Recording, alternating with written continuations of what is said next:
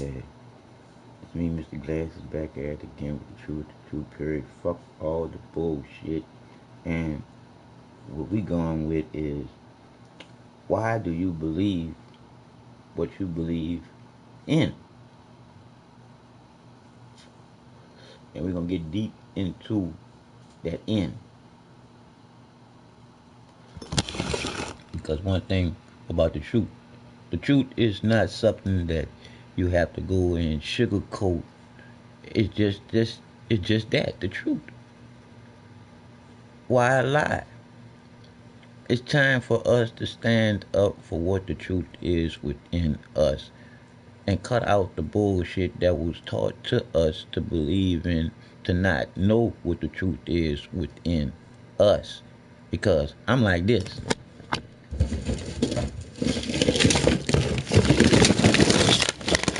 All this bullshit. Let me turn it to this. All this bullshit.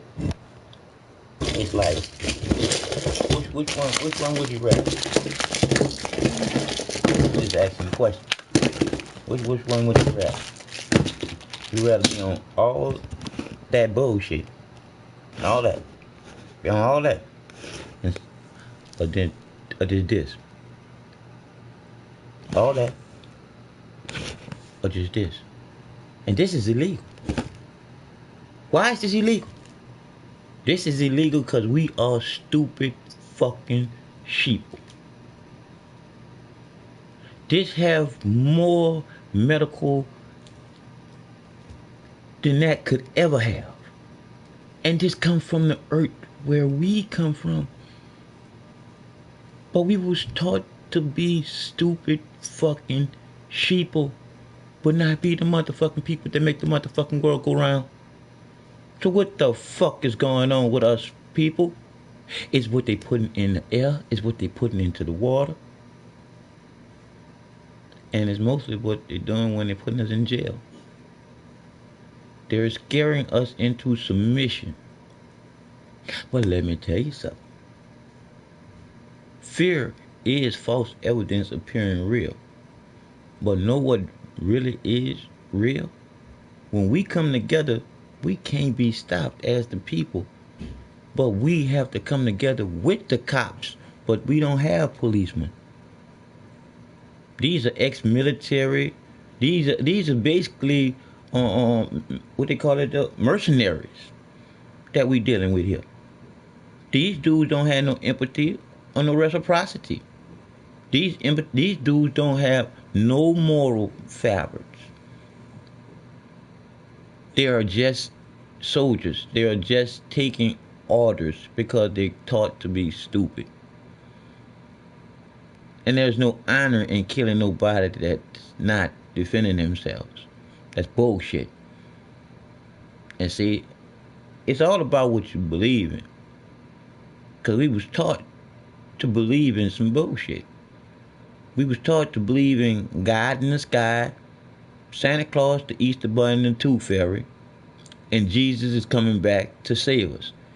This is the reason why we're in the situation that we're in right now, people.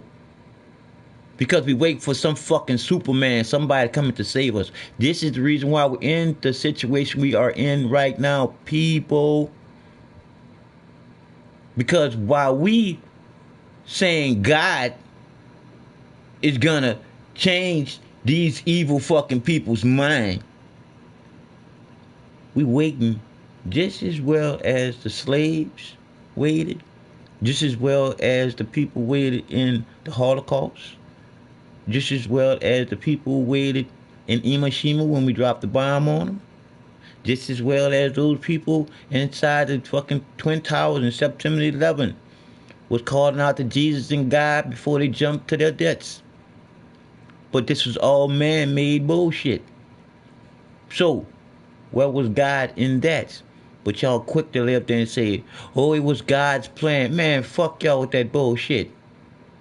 That was man's plan, just like the man that created that God and Jesus bullshit for you to believe in, instead of you knowing that the truth is in you, because the creator in you loves you unconditionally. The creator in you wouldn't want you to go through no bullshit. It's just the man and a woman that's choosing to use the life that they have coming from the divine creator love unconditionally, the only feeling. The feeling gave you life. The feeling gave you choices. The feeling gave you free will to will towards the only creator. This is not rocket science. Man made this into a book.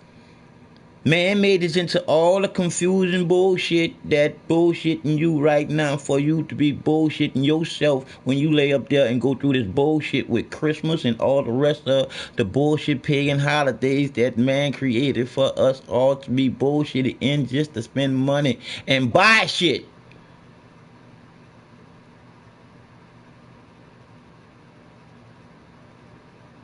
What I'm going through right now in Houston, Texas, after coming here after Katrina and then surviving Harvey, just me thinking about what I done been through, to know what I'm talking about, to tell you so you can know too the truth in you, so we can be empowered by being the motherfucking people and not the motherfucking sheeple, the people that make this motherfucking world go round.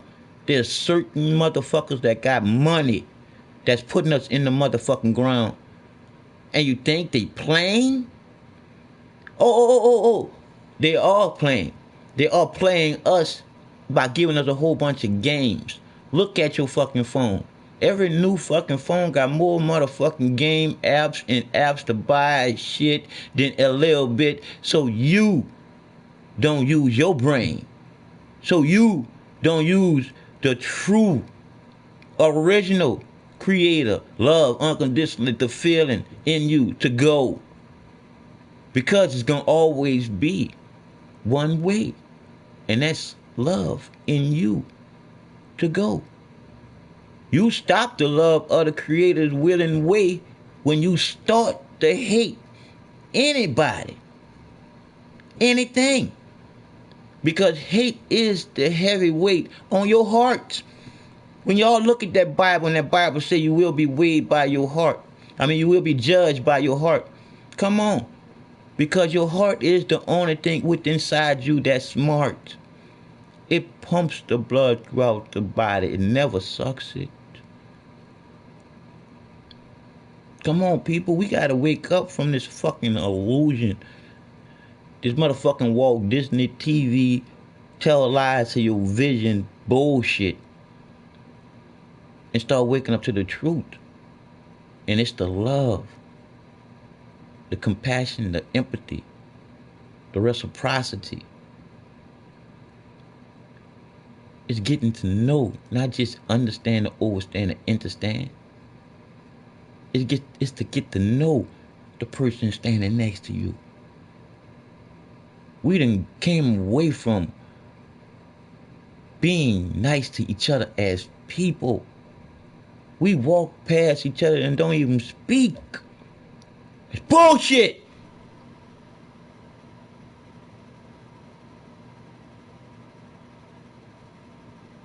So I want to tell you like this here. Here you go, Walmart.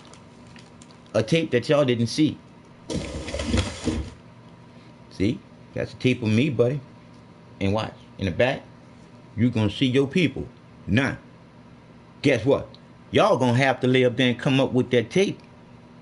Y'all going to have to come up with that tape. Y'all going to have to come up with that tape. I go to court on the 28th. Y'all going to have to come up with that tape, Mr. Walmart Peepers. Because what happened to me should have never happened. I was just doing a documentary on how racist Walmart is about the returning policies and how racist Walmart is with profiling.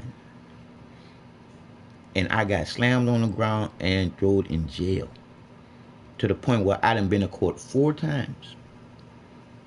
Thrown in jail because I came to court late, but the cameras will show that I was in court at least an hour and 30 minutes early.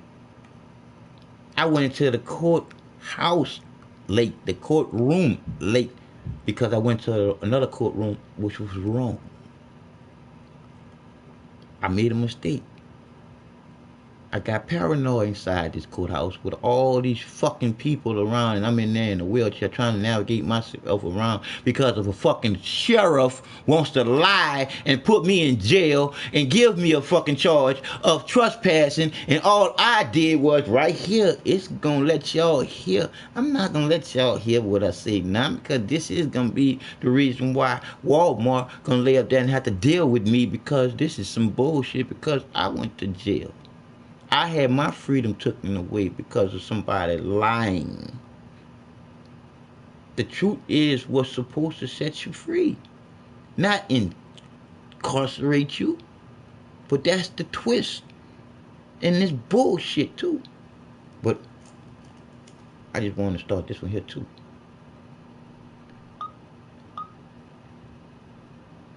Yeah, cause like I said again, it's me, Mr. Glasses, the truth, period. Fuck all the bullshit.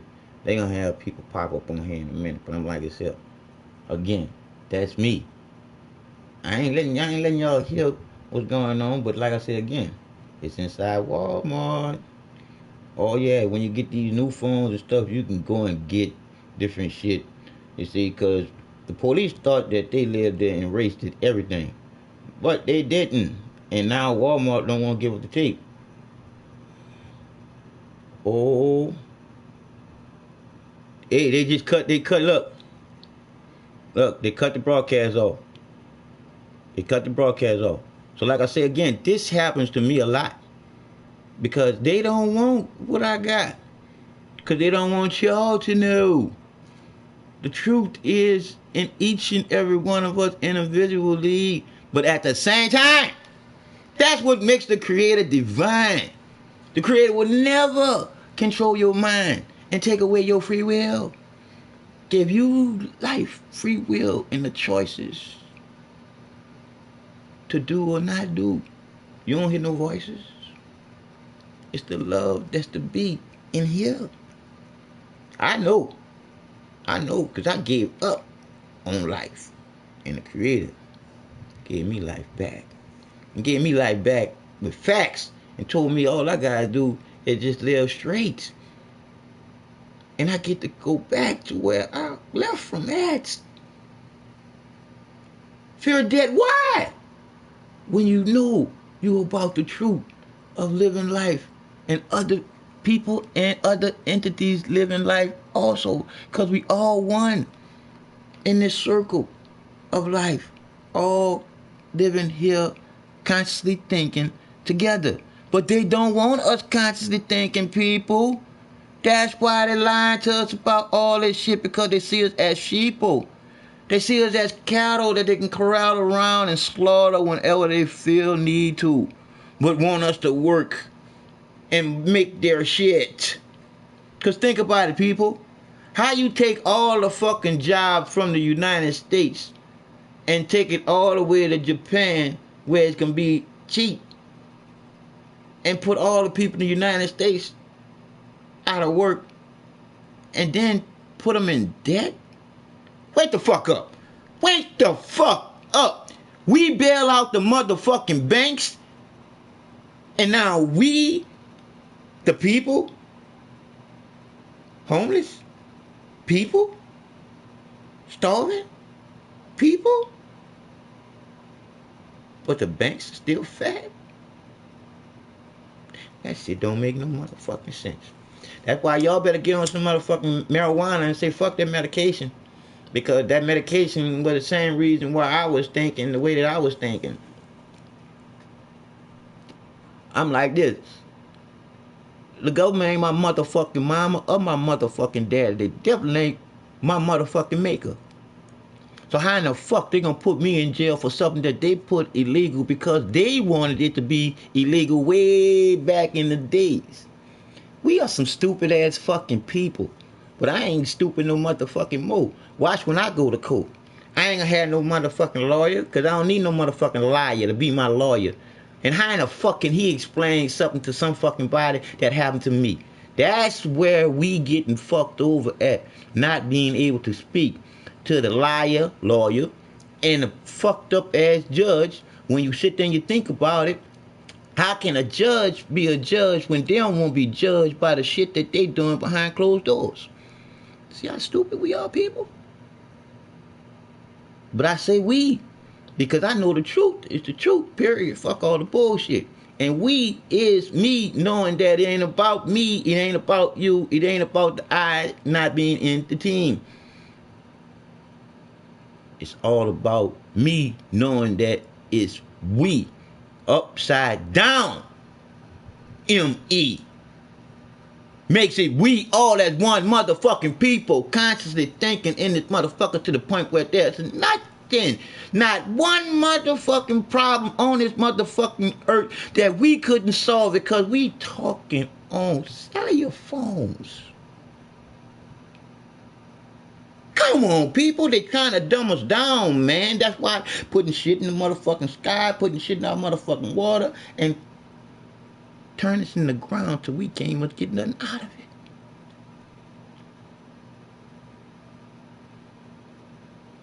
But they want to call me crazy and put me on medication.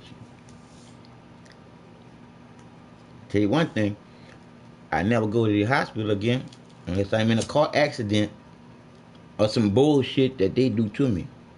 Because I am as healthy as I could ever be. I wouldn't be surprised if I end up growing teeth. So like I say, people, we've been bamboozled, running up. It's almost like when you look at all the truth that's coming out now because of the internet. I want y'all to think about the truth to this shit is we are the original computer. They don't want us with this here because they know that this here will stop their bullshit. It will take the place of all that medication. Because think about it, people. What is the psychiatrist's incentive to getting you straight? There isn't any. If he fixes you, his pocket gets what? Played. So, you think he gonna play his pocket or he gonna play yours? Because I'm like this here. Any one of y'all ever thinking of suicide, y'all can call me up. And here's my number, 832-208-1498. And that's the true number. You can call me up. And I can answer some questions for you because I did that.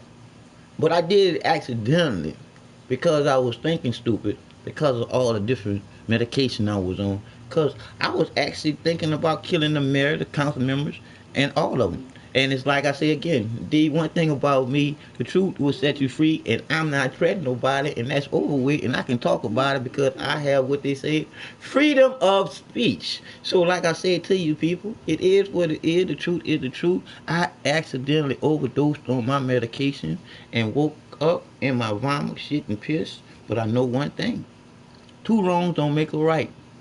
So I was wrong for thinking of that. But guess what? The creator got me straight. So it is what it is. And all I have is nothing but love for everybody on this planet. Because we all one with everything. So you stop the original love of the creator when you start the hate. But see, when the creator gave me life back, I am as straight as an arrow shot at a talking noise gonna hit in the middle. I am as sharp as a razor that can cut a hair follicle down the middle. Because I know what love really is. Beating in me and you. Because the truth is the truth. And you can only be set free from your heart first.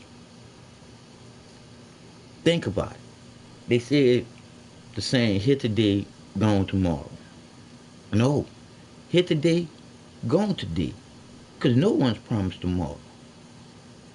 The truth to the matter that matters is you right now. What are you doing right now to change this around? Because if y'all don't see what the twist is for everything to be as twisted as it is now, It is as thinking of it like this. The truth is the truth, slippery, so lies can't hold on.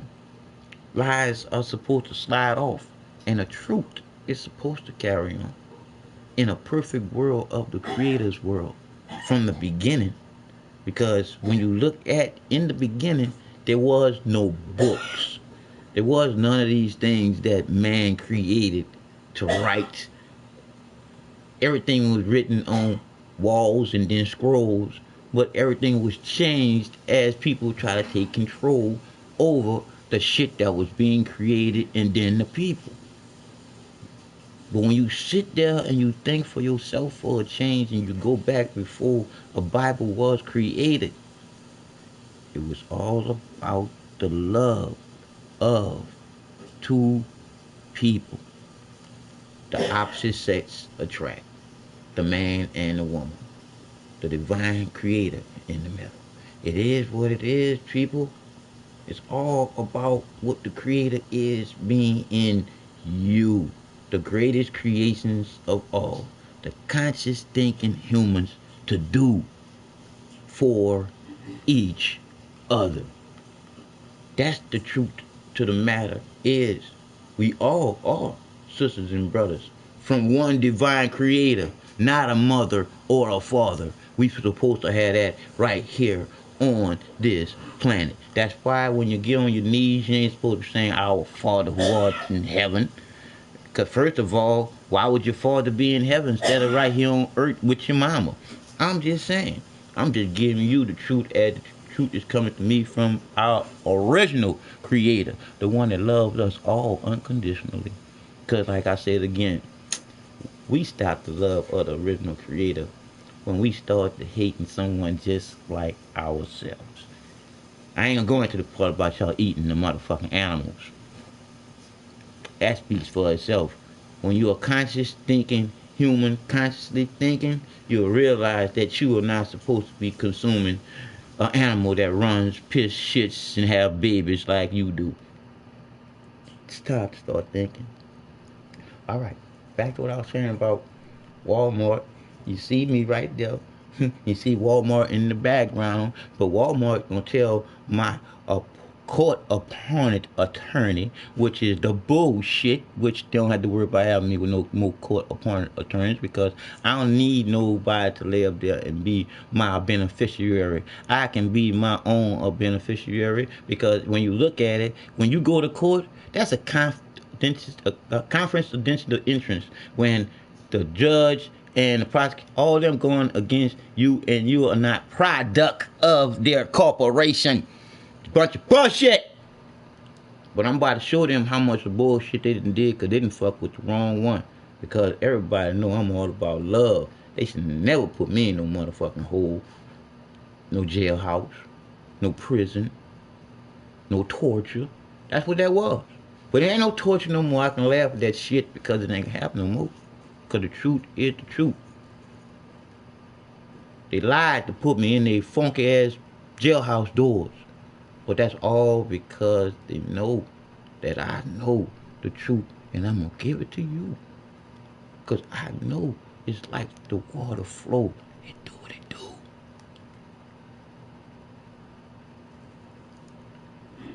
And then I had one guy, he sent me this. See, this is go to show you how much bullshit is going on. I told you, I'm gonna give it to you all. And then we got a lady I'm gonna show you that she giving it up too, cause she was a nurse and she got fucked over just by not doing what the police told her to do, and the police wanted her to break the fucking law. Ain't that a bitch? She went to jail for not breaking the fucking law by the fucking ones that's supposed to be upholding the motherfucking law. What the fuck? Once again, we are some stupid ass sheeple. We are. It ain't about fighting these motherfuckers because we can't win. No. It's about talking to the compassionate. Okay, they don't have none. Damn. We in a jam, people. But I'm still tripping off how they stopped me when I went to broadcast to y'all on YouTube. They say refresh the signal. I guess that's what they say. Try to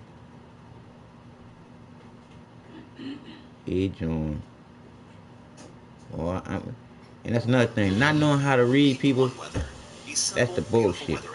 Look, look, see all kinds of shit going on. Man, I ain't ask for no damn weather app. See, and what I just said, y'all trying to bombard people with all this stuff. See, all they say is buku distractions, distraction. Like right now, I am a distraction, but I'm a good distraction. And a good distraction because I want y'all to be distracted by getting to know who the creator is in you and why you do what you do. Because if you don't know the reason why you do what you do, you're stupid. It is what it is. If you don't take the time out to think what you're doing through your heart, you're going through emotions and you're basically just running around in circles. It is what it is.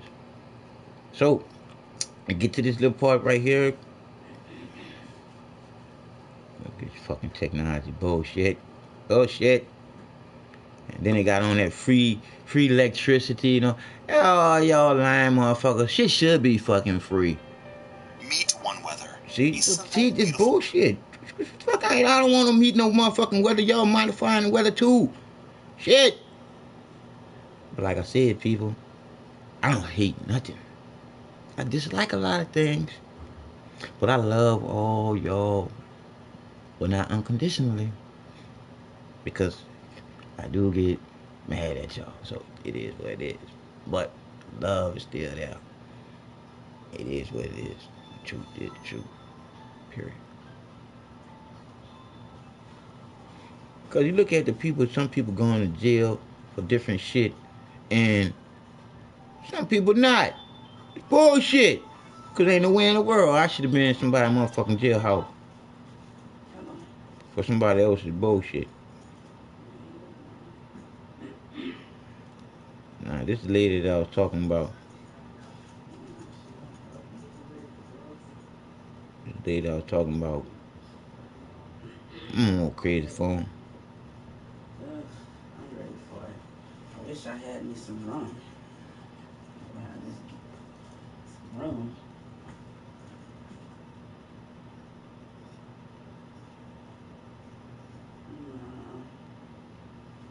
Trying to find that one. That phone then drain the life out the phone. Wow. And see, this the phone here that I have on here. Well, I'm gonna show it to you because I ain't since it's saying refresh the signal. Now it's saying the phone battery low, so I ain't gonna worry about refreshing the signal because I know how they do. They do what they want to do. But anyway, it is what it is on that there. But this is the phone here. I'm about to show you right here. All right, here you go.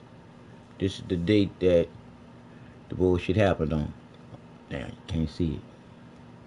But anyway, 12th month, 9th day, 2016. You see how long ago that was? That shit almost coming back up already. This is when I was put in jail right here. And they told my court appointed attorney that they wasn't giving them the fucking tape. This is what Walmart told my attorney that's supposed to be a court attorney. And we both know now that them bitches don't do they fucking job. They don't give a fuck at all. They always want you to plead out. Do you see how long this shit been? Where is my fucking due process? But when you can't read or write, people, they take your rights away by telling you what you don't know. But by me knowing what the truth is, I don't need to read and write to know the reason why I go. I don't need nobody to tell me that.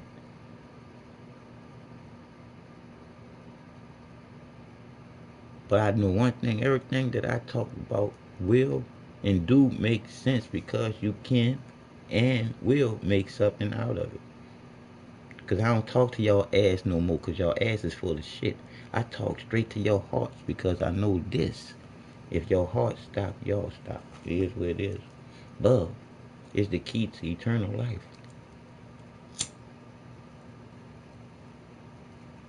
And straight is one way, not to the left, not to the right, and not backwards. And that's what this earth do. This earth rotates with your heartbeat, with the magnetic pull of this earth pulling you from today into tomorrow. But you have to finish today first.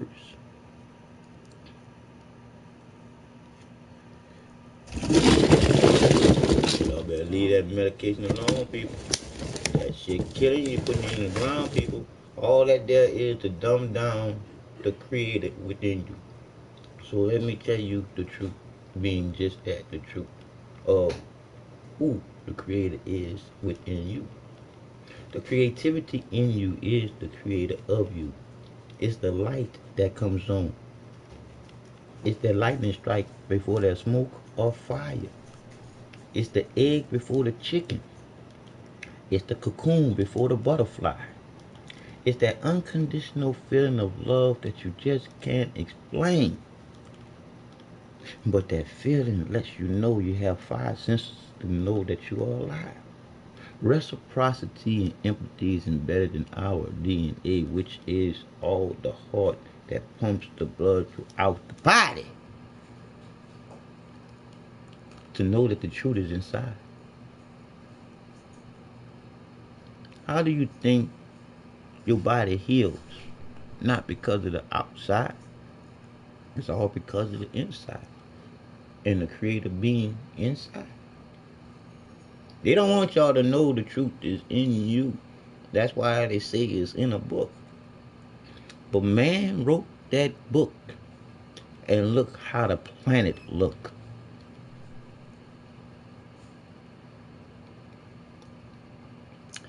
If the book is the truth, why the people is not doing the truth that's in the book?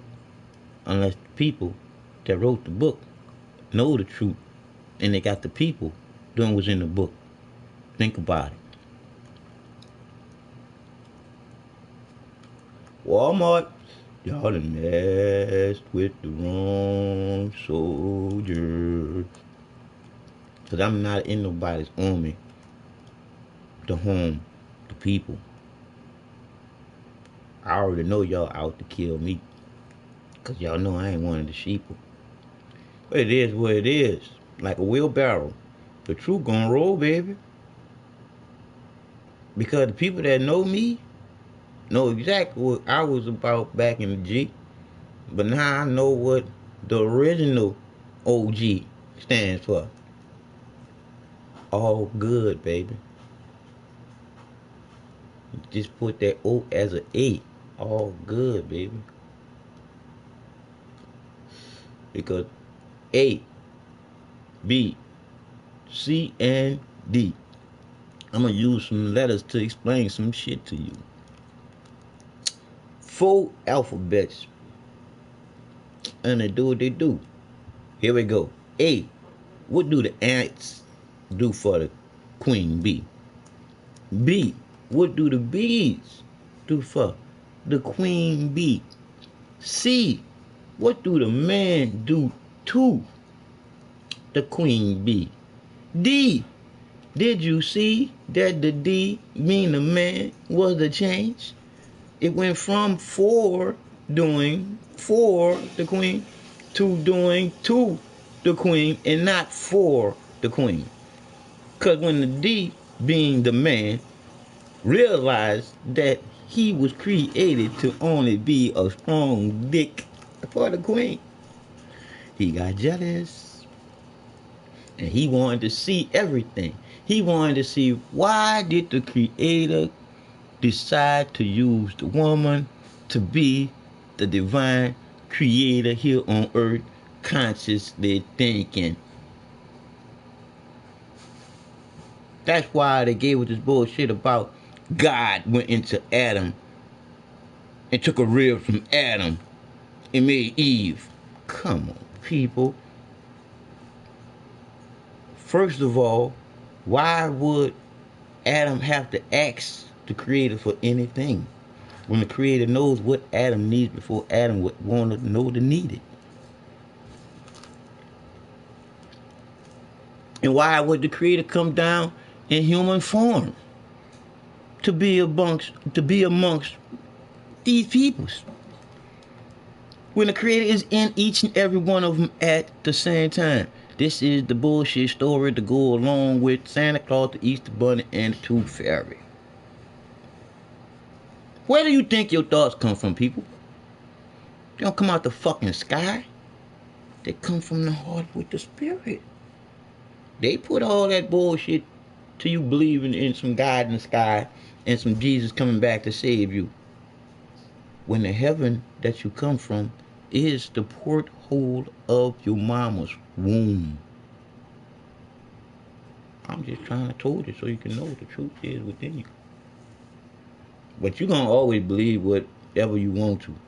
But I'm showing you that the truth is raw. This is the way I look. I'm not getting on here and getting all spiffy and dressed up and all that bullshit to be fooling nobody about some bullshit. I've been bullshitted enough. Y'all should feel that too. Because we all been bullshitted. That's why the truth is just that, the truth. And they don't want us with it. Because when y'all think about it now, I want y'all to think about it. How can marijuana... Soldier. Yeah, like I say, soldier. Like you going out there and be soldier.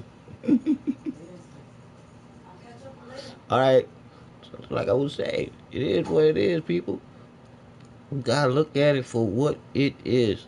If you gonna tell the truth, then you know what the truth is in you, because it's easy to lie. Because that's what we growed up on. A big lie. Like the biggest lie of them all. Happy birthday. What the fuck? See, y'all women, it fucks me up when I think about y'all women, how y'all not standing up for that lie. How did your baby get your birthday?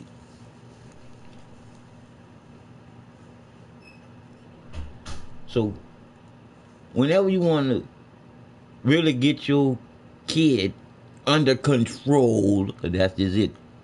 We allowing them to get out of control, so the government, our police, and all these motherfuckers can put them in, incarcerate them, or put them in their armies and shit.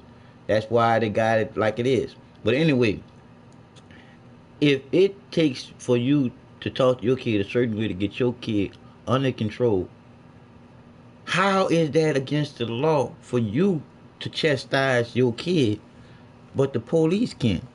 When the police are really not supposed to. We hire these sons of bitches to serve and protect the people, not to put our children in social services. We some punk ass, pussy ass. Nope, I ain't gonna do that. We just some stupid ass fucking people. And this is the reason why they ban me out of countries. This is why they cut my shit. Simply because I'm gonna tell y'all the truth. Fuck the bullshit. Because we are the descendants from two loving people. Everything else is the bullshit man created. All the stories and all the other bullshit. It is what it is. Walt Disney, baby. Walt Disney, baby. Think about it. Walt Disney. The television. Tell lies to your vision. This here helps fuck your vision to go along with those lies that's telling it. Since I've been here in Houston, Texas, I done had so much to happen to me too. When I say I done had so much, we just gonna go through some things. See, cause I was gonna let y'all hear what was said in Walmart, but nah. When we get ready to get to going with this here, then the people, everybody gonna get to see that I ain't bullshitting about none of the shit that's been happening to me here in Houston, Texas. None of the shit. That's why I stay inside my house. I don't trust these motherfuckers outside my house. And doctors, I feel like I feel like Iverson. Practice. Practice. Doctors. Doctors. I got all the utmost respect in the world for the doctors at the emergency room that deal with gunshot victims, call, any of the trauma doctors. Man, nothing but love for you, baby. But I dislike you sons of bitches when somebody come in there with some shit dealing with their stomach or any of this other type of shit. Y'all, ooh, y'all something, y'all. Ooh. People, let me just enlighten you. All this fucked up food that you putting in you, when it fuck up what's in you to the point where you have to go get it out of you, the doctor's gonna take out more out of you than you anticipated. Because you coming there is free, listen to me carefully, is free looking at what they can say is wrong with you. And then after that, that's when they're gonna start taking things out of you. And they're gonna get paid for it. And then you are gonna pay for it. Because then they're gonna give you some medication to go with you losing what they took out of you. And then you're gonna end up with medication to go with that to do what it do. And then it's gonna get it to being a whole string of medication. And then it's not gonna stop. But when you smoke some of this, or you eat some candies or some brownies, see, I can't afford to smoke this. This is being given to me. So like I say again, I can't afford to smoke this stuff. Just like I definitely can't afford to take the medication and die with that shit. This here, that there. This here never killed nobody. That's killing people as we speak. This here never killed nobody. And it's illegal. But cigarettes isn't. This never killed nobody. And this will calm down the rowdiest person. So you think for yourself for a change, people, why they're not using this to work? Because they don't want us to choose for ourselves as being the creator's greatest creations of all, the conscious thinking humans. They feel like they can think about everything that's right for us. That's bullshit. Embedded in us is the truth. You know it when you feel the shit. See all that gay mixing bullshit? They know that's bullshit. Even the people that do it know it too. But I still love you too. I just dislike what you do. But I already know it ain't you. It's what was put on you by the food that you eat and the air that you breathe because it's being tainted. Oh yeah, they probably gonna mute this, but they can't really mute it simply because of the fact that I ain't doing nothing with nobody's copyright. But I'm gonna say this here anyway. Fair use, nigga. Fair use. Copyright that. But it is what it is. We are the people that make the world go round. We gotta stop allowing these rich sons of bitches to put us in the ground like we don't matter. We all that matters because the creator in us matters. That's why each and every one of us have a life. I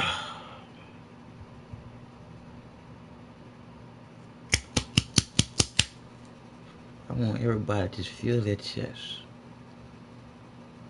Ask yourself the question. Where do your heart beat at? Inside you or outside you?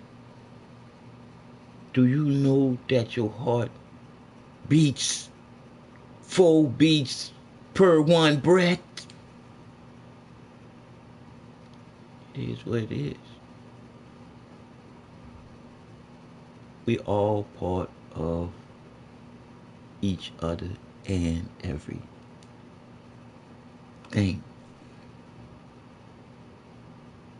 Because it was all created out of what, people?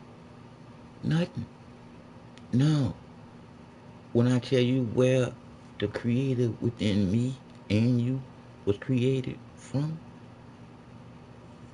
the Big Bang Theory, that's their theory.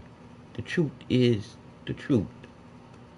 I guarantee you I can explain my truth way better than the Big Bang Theory was explained. Because the way that all that is to be and will be after we destroy everything that we created is creation was created from nothing but a feeling of being alone. That's why the Creator created all that there is in the universe to never, ever, ever, ever, ever, ever be alone. And then we was created to be in, but never control. That's what makes the Creator so divine from your soul.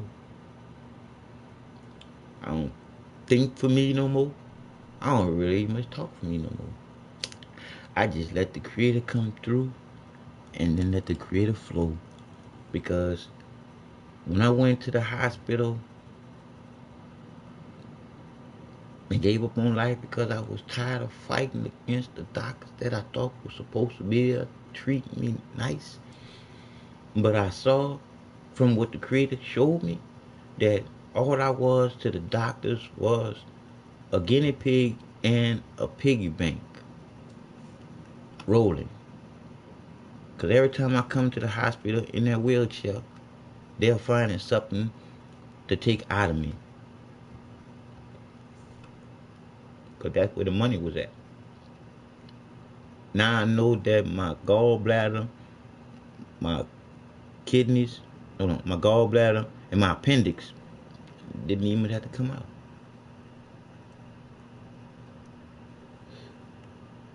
I'm starting to get some kind of things back. Because now that I know what the truth is, and it's not this, and it's really not this, but I have a broke back. I don't take no pain medication whatsoever. I just smoke a little weed. Facts are facts. But before, I had a cold on Zoloft, Xanax, so many. I can't even think of the name because when you can't read or write, you just go by what they say. It is what it is. Now, we gonna go to what I was saying on here before they lay up there and did what they did with that there. Why do you believe what you believe in? Think of that in at the end of that. This is the facts here, people. You only believe in what you believe in because you was taught to believe in it from someone else that was taught to believe in it too. But let me tell you the truth being just that, the truth. People lie, numbers don't. And all my numbers add up to me being Mr. Glass is 48. I see what you don't see for me to give it to you to see and then give it to you in layman's terms so you can get what the truth within you really is, and then you'll feel the heartburn. Woo-hoo. Love and create that. That's true. That's popping all over the place. Oh, I feel you, love. I feel you. I feel you. Got me shaking. Got me shaking. But anyway, people, it's the love, people. It's the love of us being just that, people. When you sit there and you think about it, people,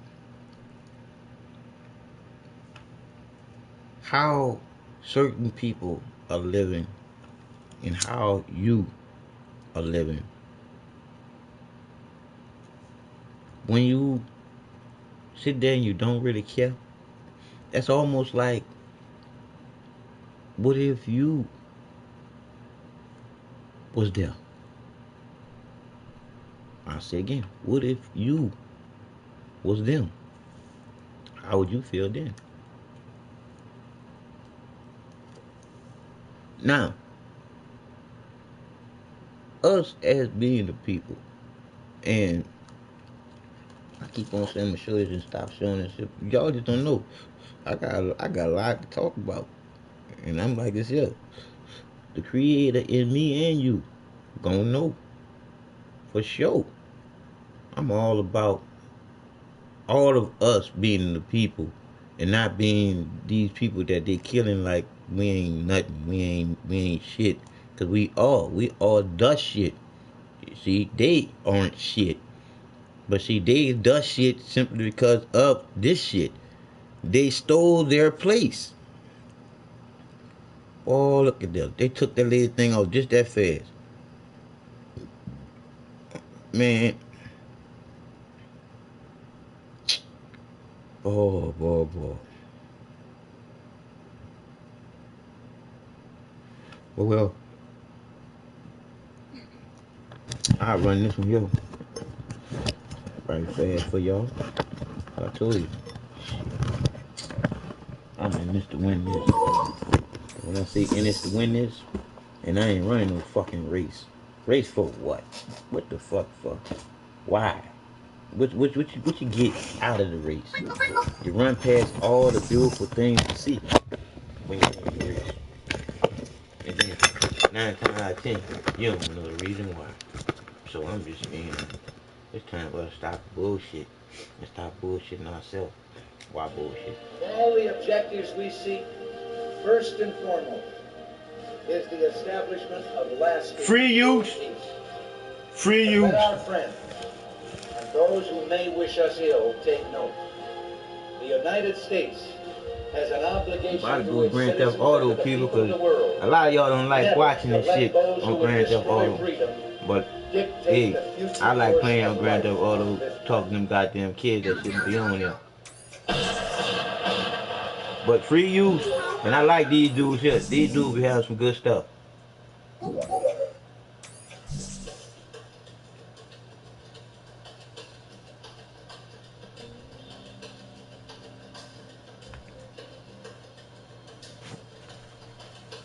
The Earth is more unstable now. It wobbles more than it used to. The atmosphere is speeding up and the Earth is slowing down. The Earth's core is getting hotter. The magnetic north is changing. The sun is more active and older than we once thought. Everything is more unpredictable. And humans seem always willing to push things to the limit. You hear that out?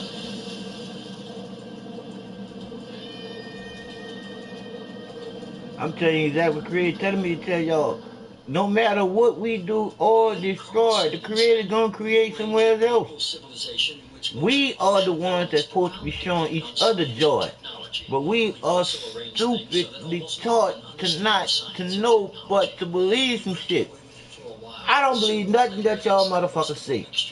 But I have so much faith in your heart to the point where I know, and you heard that, huh? To the point, meaning that period, meaning me knowing the 4 periods, meaning me knowing 4 words beginning with L, ending with E, me knowing 1 word, 4 letters, the reason why we all came to be, me knowing what the truth is within each and every one of us. It is what it is when it is our start. And us being the conscious thinking motherfucking humans. He developed alternating current, high-frequency radio technology, and free energy. He experimented with both high and low frequencies and electromagnetic waves. He envisioned altering the weather and creating shields around the Earth to protect us from missiles, and he claimed he knew how to split the Earth in two. In 1985, Bernard Eastman applied for patents that could make some of these ideas real. Many claim that these patents have become the blueprint for HAARP, High Frequency Active Auroral Research Program. ARCO originally approached me in 1984 to find a use for the natural gas on the North Slope of Alaska, which they could not sell. To give you a feel for how much gas they asked me to find an application for, it was enough gas to produce all the electricity in the United States for a full year. I originated some ideas for military applications and beneficial civilian applications in which the gas would be converted into electricity and then used to power some gigantic antennas. What does HAARP do? HAARP is a large antenna where we beam radio frequency energy up into the upper atmosphere, and we create on a small scale. Now, you hear that? Yeah. See, that's this bullshit. Cause I'm not doing this. You see, the distractions that we get all day, every day in our atmosphere. Think about the what they call that there wireless router. When you think about your wireless router, I have wires coming into my PlayStations. But when you think about your wireless routers, I still got these computers and these smartphones, and I still got a microwave that's not even plugged in because I already know what's going on. But the truth, people, they fucking up our vibrations. When I'm on that Grand Theft Auto and be talking to those kids, I be trying to get those kids to understand, overstand, and understand to get the reason why the controller vibrates. The controller vibrates to keep their heartbeat in a violent state, to not have it rotate, not have it vibrating the way that it's supposed to with the beat. I'm just saying, it's no game, people. They playing games. They playing us like we fucking toys. But I say to you, the Bible says some things that's true. I say this: once a child, twice. No, twice a child, once an adult. But know one thing: you are an adult now. As a child, you thought as a child. Then you played with childish things. Now that you're an adult now, you gotta think a different way. Because we was taught to believe in some bullshit. When you look at all the shit that we learned in school, which I didn't learn how to read, but now I know why. And that's the best thing to know is why. And I can give you why you are a little I and I am the straight line. Cause you got your hands to the left and to the right in the sky wondering why you are here. When it's as simple and clear as you are here to help out the person next to you. That's what it's all about. Once you know what love is, to know when love is true within you, coming out of you, it's gonna do what it do, baby. It's gonna feel good when you do good for somebody that's feeling bad. It is what it is. Because the truth is the truth, and that's all we have. Because the truth is gonna always be one way. Straight to love. Never hate. Because that's when you start the lies. Alright, back to this. What the sun normally does. See that thing go, none of that. Till it start playing, watch. When you have disturbances in the atmosphere, we can't communicate with our satellites. HAARP began with a congressional insertion in the appropriations bill of fiscal year 1990. In essence, Congress directed the Defense Department to explore the potential for using the auroral regions for improving communications and navigation and surveillance. From there, the assignment came that the Navy and the Air Force were to manage the program. It is people from those two organizations that have worked together for the past 7 years? Applications discussed in the patents included destroying missiles. Communications control and disruption were included. There were some other ideas, both to possibly modify weather and finally to lift a portion of the upper atmosphere further out into space, where hopefully it would be able to deflect missile trajectories. What we do by beaming that radio frequency up into the ionosphere, that radio frequency, when it hits molecules of atmosphere, it tends to make the subatomic particles inside move faster, and that increases their temperature. So you can bring their temperature up to 1600 degrees or so. You know what? So I mean that they can come, they can actually stop a hurricane. Meaning, they can send radio waves to warm the water where the hurricane start at. Just as well as they can send radio waves to cool the water to make the motherfucking hurricane stronger. Some fucking bullshit, people. Don't think that they created all those plastic containers for nothing. They getting ready to do it something. And I'm like this here. I gave up on life for life to be given back to me to know one thing. Why I fear that when you was born here not knowing shit. But you know that you better know something before you leave here. And you better leave something here for people to know that you was here and you did some good shit while you was here. Because the circle of life will bring you back here. And it is what it is when you be here. So coming back to what you be after being here to what you was is what you want to be once you leave here. I'm just saying, this shit don't stop, people. It don't stop. But hell is mentally where you will be for eternity. I'm just trying to let you know this here. It's real. Or I wouldn't be here. As a product of the truth being in each and every one of us. That's why I love you more than you love you.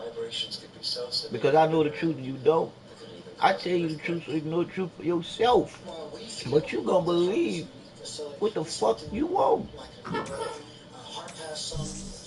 I'm using the raw part of sometimes I get to use me. So I'm using my part when I live there and speak with my curse words, which isn't curse words because we were born into words and curses. People, shit. How we cannot see? We blind to the bullshit that was taught so we couldn't see. For the patents, because it can be aimed. Picture holding your microwave oven in your hands with the door open. Then you can move it around and send those microwaves different directions. And for these applications, see, and I hadn't seen this shit. And I just explained to you what the creator was giving to me to give to you. And that's all I'm gonna do. Because I'm like this here. Once they kill me, y'all gonna know one thing. I share with y'all the truth. Into which we insert the energy. Art can create some of the effects that the sun creates that are similar to the aurora borealis. Art can paint designs in the sky, if you will. You know, it can take the beam and move it in any pattern that the scientist who's doing experiment. Now you see why you see them little things out there in Alaska. Do you see how they tell it on themselves? Gas, somewhat similar to the atmosphere above the Earth. I'm now going to put this in the microwave oven, which will irradiate it with about 1 watt per square centimeter. You know, you put 1 watt out and you've got the field necessary to break down the air, or whatever happens. You see all of the motion of the plasma. That's typical of what will happen at high altitude, where the ionosphere gets irradiated with these big beams. That was 1 watt per centimeter. HAARP focuses 3.6 million watts and squeezes it into a billion watt or gigawatt beam. We're squeezing the megawatts. Y'all can stop that shit now. Come on now. And in a very tiny area. We don't need him doing all them hopping around and shit. Effective gigawatt. Is HAARP safe? Oh, y'all won't fuck with me too. Crazy. Y'all see it, people? Boy, y'all to see all the shit that happened to me when I'm playing Grand Theft Auto. Takes release a huge amount of energy. It's the same as a bullet, for example. If you have the primer on the back of a bullet, and that primer releases a tiny amount of energy, but it triggers the larger power in the bullet itself. And HARP is playing with the energy system of the Earth. In the HARP program, we have, I believe, right now 18 different colleges and universities Time to that are wake up, working people. with It's time the for us to program stand with up, us. man. Shit. Universal They science destroying the planet. They destroying us. science, and this is Shit. a major effect on the Earth. And Y'all so need to stop eating the fucking animals. Then y'all gonna think better. HARP has no effect on the Earth. HARP began in the 1980s when we were just beginning to learn about chaos theory, how a tiny stimulus can change the dynamics of a living system like the human body or the whole living Earth. I don't think the people who developed HARP are even aware of that science or its impact on the life sciences. Today, our knowledge is much bigger about how tiny effects can drastically shift the health or well-being of the Come on. people. It is possible Fucking with for the ecosystem. big beam to take a part of that upper atmosphere and push it out for it. What they're not paying any attention to is Because what's I want happening y'all to think in for the yourself. ionosphere. Why It's would the being held creator 80 create a miles out hell? into space by this high energy beam. It's heating up. Think about it. And Why? all of the molecules in that ionosphere region Why would the creator are create a hell? absorbing energy out of that radio beam. And if they pick the right frequency, For somebody push suffering. that tune out into space, that energy may discharge back out of the ionosphere, back down the radio beam, and strike the Earth. And it would be about 100 times the energy released out of a thunderbolt. And that's how much energy would be released. In certain applications, the military acknowledges that it can literally lift the ionosphere. And what they say is, it's not a problem, it's a short period of time. Yet, when you lift the ionosphere up, the lower atmosphere rushes in and fills that void, which changes localized weather patterns. HARP papers say that they intend to lift up a part of the ionosphere, which creates a hole, and they say that it heals over quickly. But what happens if you create enough holes that it just can't quite take care of it fast enough? No. As far as creating a hole, to me, it's the analogy of you put your hand in water, and yeah, you're taking up space, but when you pull it out, it goes back together again. Same way the ionosphere would work. You think it would work like that, man. Y'all be fucking up, man. See, man done got too smart for his own fucking good, man. Has been somewhat modified. Then if you want to call that a hole, maybe that's fine. The hole would be at least 30 miles long, half a mile deep, 50 to 60 miles above the Earth. I imagine there are hundreds of satellites that have interactions with the ionosphere. They're all doing their own local modification of the ionosphere. They're all creating their own holes. Satellites, rockets, space shuttle flights, not just HARP, but many technologies out there in space are creating holes in heaven. As to this question of injecting more higher energy particles into the Earth's electrical system, the ionosphere is a dynamic system, ever moving, ever changing. I don't think anyone on this planet really knows the point where enough is enough. Fair use, niggas. Fair use. I'm just spreading the truth. Wake up, people. 1 gigawatt, which is a billion watts, all the way up to 10 billion watts of effective radiated power with a desired level of 100 billion watts. At its biggest size suggested, if you beamed it for an hour and a half, that would equal the energy in a hydrogen bomb. It's just a person's concept of what might possibly be done. Doesn't necessarily mean the government endorsed it or not. What's the power when it pulses? And I can't find that in any of the documents that I've looked at. If you have a very small battery, you can put it in a small pen light and turn it on and have for some time a little bit of light. You can take the exactly same battery and put it in your camera. When you flash that camera, the light will blind you. The nature of radar and these electromagnetic supplies is they can usually be pulsed. So one very good question for people to ask is, what is the peak power of that antenna when it pulses at its full capability? Pulsing it doesn't matter. To make it bigger, all they'd have to do is add additional elements. In fact, the request for proposal specified a design that could be added onto. The first module is what's called a developmental prototype, and that's 48 antennas in a 6x8 array. Oh, all right. You want to just call this number? Is the I'm about to HARP call the site wrong in number. All Alaska, right, man. or at least about 1/5 of the HARP site. When this is completed, you'll see about 180 of these poles. Together, those 180 poles make up one single antenna, designed along with these cross members and a wire mesh here to send all the information, all the radio frequency energy that is generated by these trailers up into the ionosphere. As they acknowledge in their papers when they say, we don't know what will happen when we push it to the next level of effects. The military record explains it as phase one of a multi-phase project. It's going to get bigger, it's going to continue, and that's again why we're concerned. There's always a limit to everything, although we don't know exactly where that limit is. We are surrounded and bombarded by millions of megawatts of natural energy because the sun blows a solar wind which crashes towards the Earth. Since the Earth is a giant magnet, the magnetic field called the magnetosphere protects us. HARP's original patents were designed to distort or alter the magnetosphere. It's interesting to compare humans and the Earth.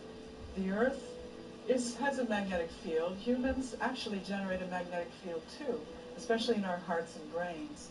Every cell in our body has a powerful magnetic substance called magnetite, which responds sensitively to magnetic fields in our environment. If HARP is altering the magnetosphere, which is the magnetic field of the Earth and all around it, surely this will have an effect on our health and on our physiology. HARP's combined antennae generate a focused billion-watt high-frequency radio beam, which penetrates the lower ionosphere and interacts with the currents of the auroral electrojet.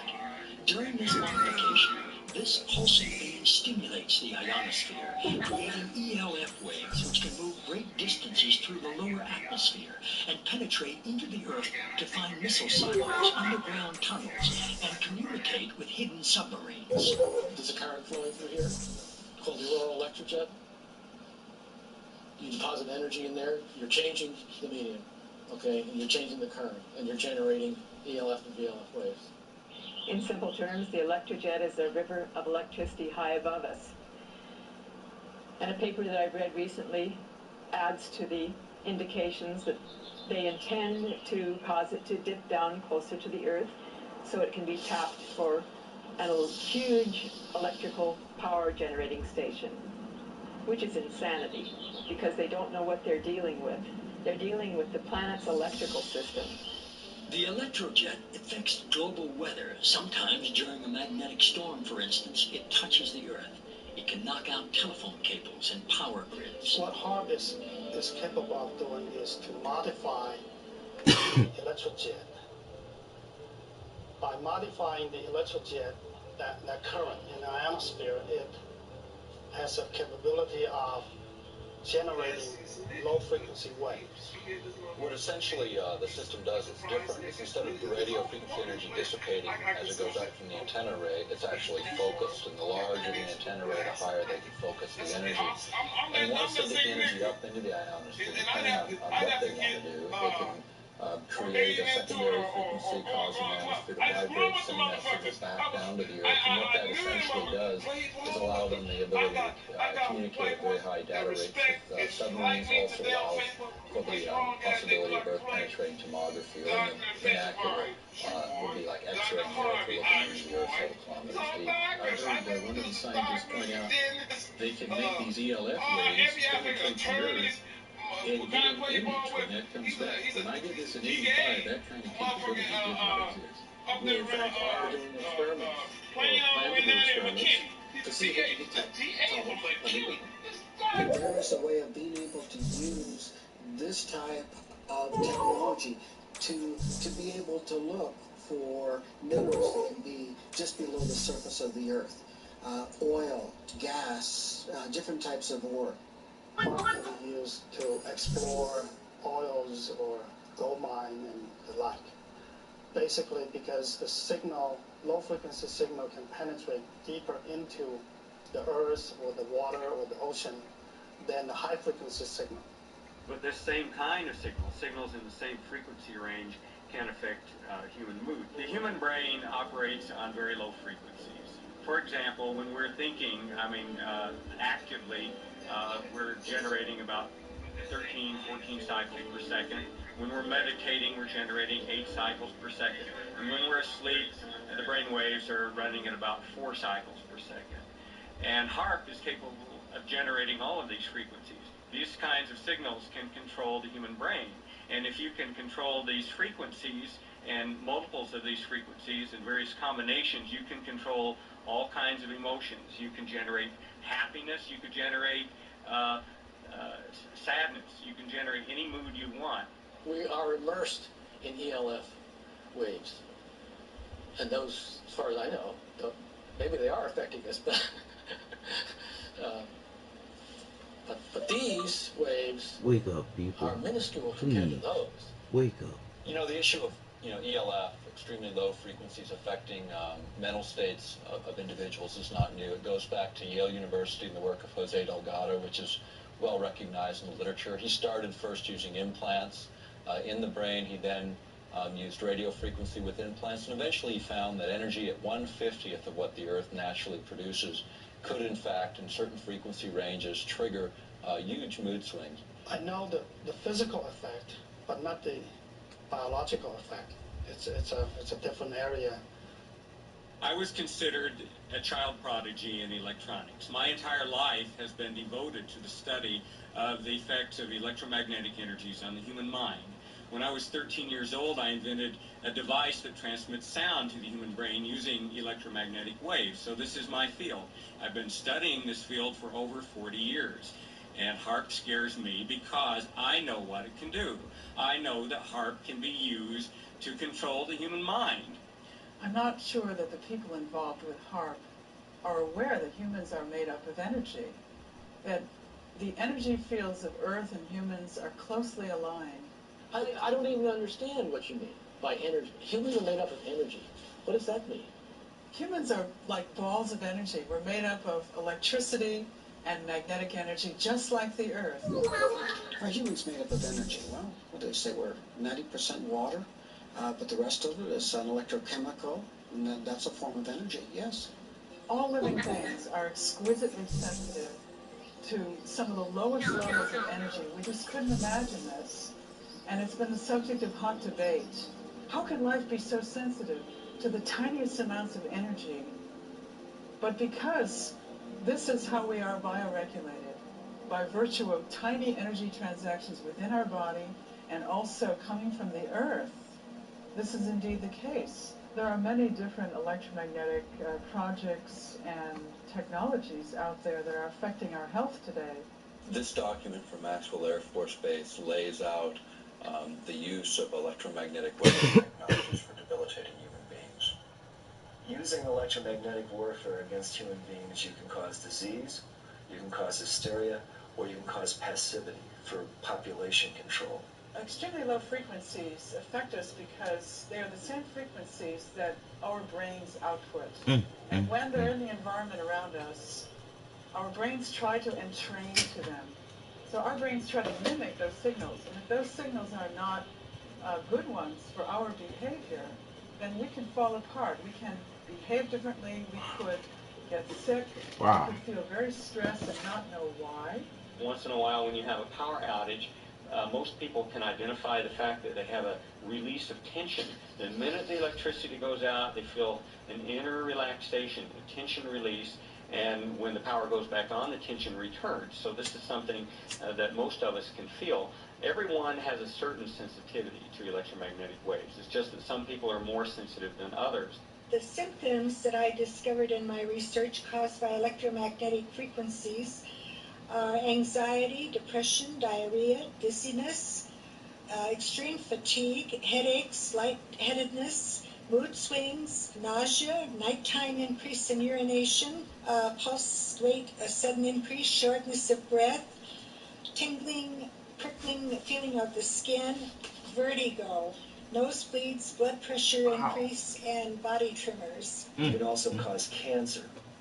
You can disrupt the genetic structure of our cells. You can cause long-term damage in terms of mutagenic damage over generations, or you can cause very short-term damage, and you can actually cause somebody to just have their cells fall apart and hemorrhage to death. I found from people who were writing me and calling me from all over the country that they were suffering from either one or all of these same symptoms, and every single one of them lived close by to a transmitter. You know this from HARP to GWIN to these towers that are all over the United States now. GWIN stands for Ground Wave Emergency Network. In nuclear attack, the ionosphere would be essentially destroyed by air bursts of nuclear weapons, and there wouldn't be any reflection, and all communication links would go out. It was thought of as an emergency backup communication link in case of nuclear attack. The weapons technologies are changing so dramatically at this particular time. It'd be like equating introduction of gunpowder to the West or the beginning of the atomic age earlier this century. And that's what's happening with electromagnetic weapons technologies today. The Air Force Phillips Laboratory is the Air Force's primary laboratory for doing space research, and that involves things like HARP, studying the ionosphere. Anything the Air Force needs for space, we look into, and that includes weapons for space application, one of which is developing plasma toroids, projectiles made of plasma, essentially the atmosphere of stars, being able to harness that energy and to be able to fire it at a target. We have a device called Shiva. Shiva is a large capacitor bank. Capacitors store electrical energy, and then in a very short time we release that energy. In about 2/100 millionths of a second, we will release the same amount of energy as the entire U.S. electrical production for that same instant in time, where the electrons rip from their orbits and you have a soupy gaseous mixture thousands of degrees hot. Potentially a very serious weapon. Electromagnetic warfare can also be used in coordination with ionospheric warfare. After I had actually left the program in 1987, one of the last communications I had with ARCO indicated that there had been a contract awarded for ionospheric warfare studies. I have not heard of ionospheric warfare. I don't even know what the term means. In other words, using the ionosphere as an amplifier and as a broadcast medium. What we're actually doing with the ionosphere at that point is we're not just reflecting a signal, we are amplifying the signal. We are causing it to become much, much more intense, hundreds of thousands of times more intense than it would have been otherwise. We're broadcasting that signature over a large area of the Earth. HARP says it's not producing a weapon. HARP cannot be used as a weapon. Some of our critics have argued that HARP is only the beginning and could be a major weapon system. That just isn't true. What HARP is basically a ground-based Star Wars weapon technology. I'm the Attorney General and Environmental Program Manager for the Upper Cook Inlet Environmental Protection Consortium. And we've been working on HARP for many years. And they've located HARP at Gakona because of the magnetosphere is closest to the surface of the Earth. And they need that magnetic pole to do their shots into the ionosphere and stratosphere. With HARP and however long it's been on the drawing board, the people here haven't known about it that long. And it changed from one thing to another. And what a lot of people are not aware of is it's ground-based Star Wars technology. And the United States Congress has said that they quit funding Star Wars. So they call it everything else but Star Wars to get it funded. I just don't know whether it's an upgrade for Star Wars. The application described in the 1991 patent would be such that if anybody were to fire a missile from any direction, anywhere, to another point on Earth, it would intersect this relativistic layer and be basically exploded. I've never been asked whether this is an outgrowth of Star Wars or not. As a scientist, you do like to be recognized for things you've done.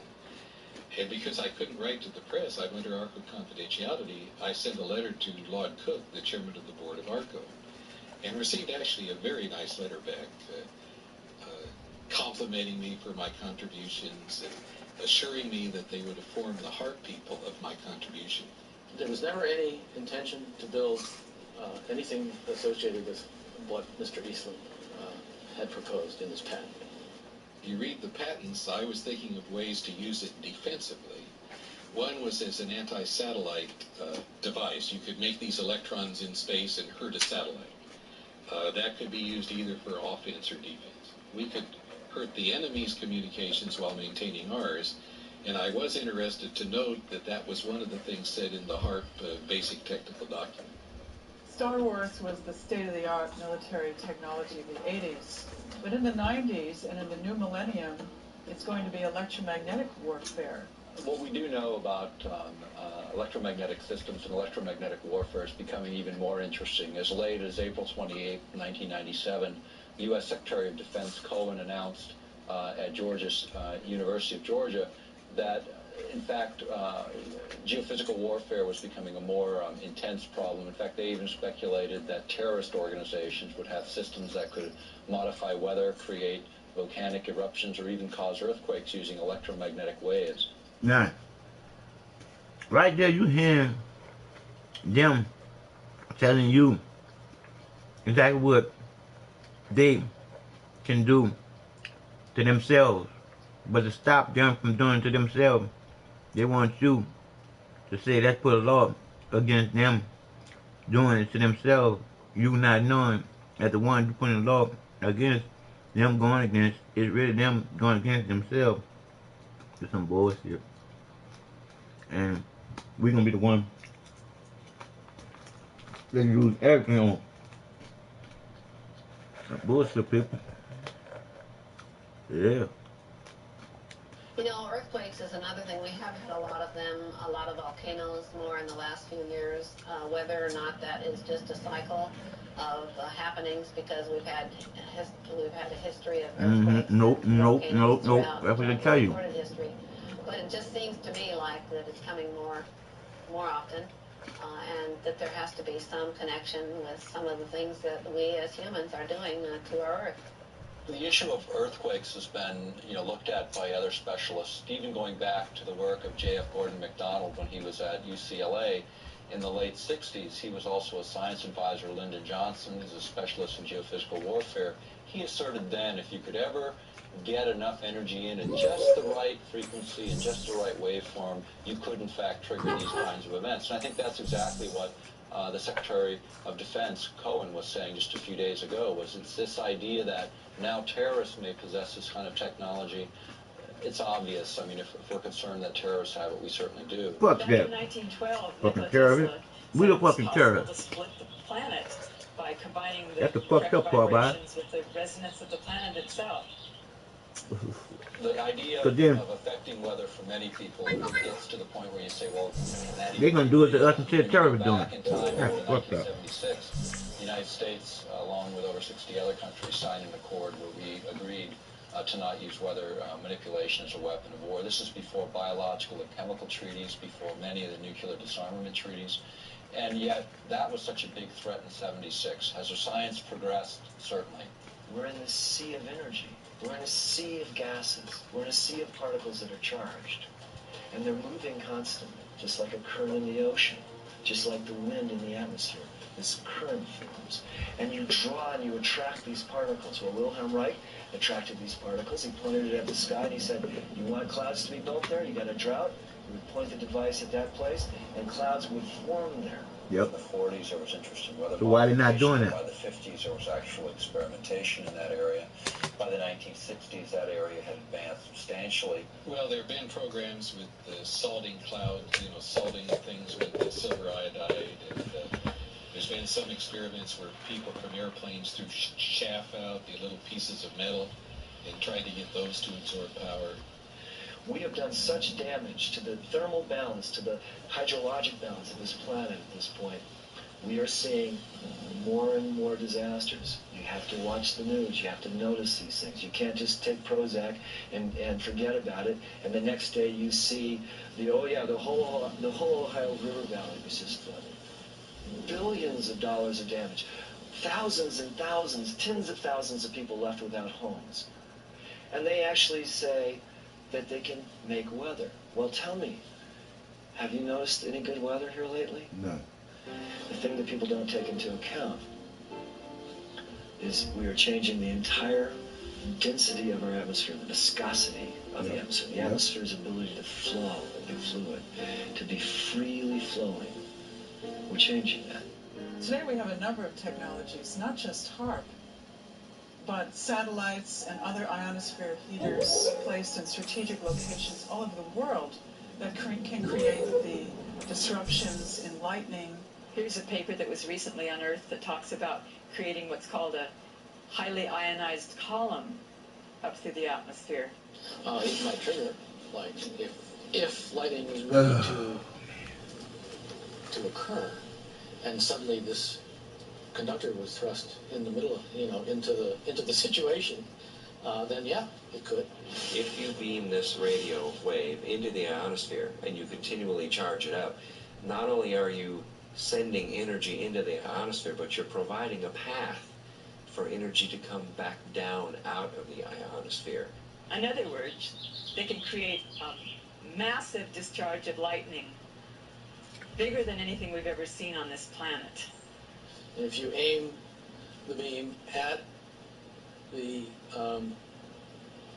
down, and it happens to be in a region where there's a lot of charge, you can initiate a discharge in that area, perhaps.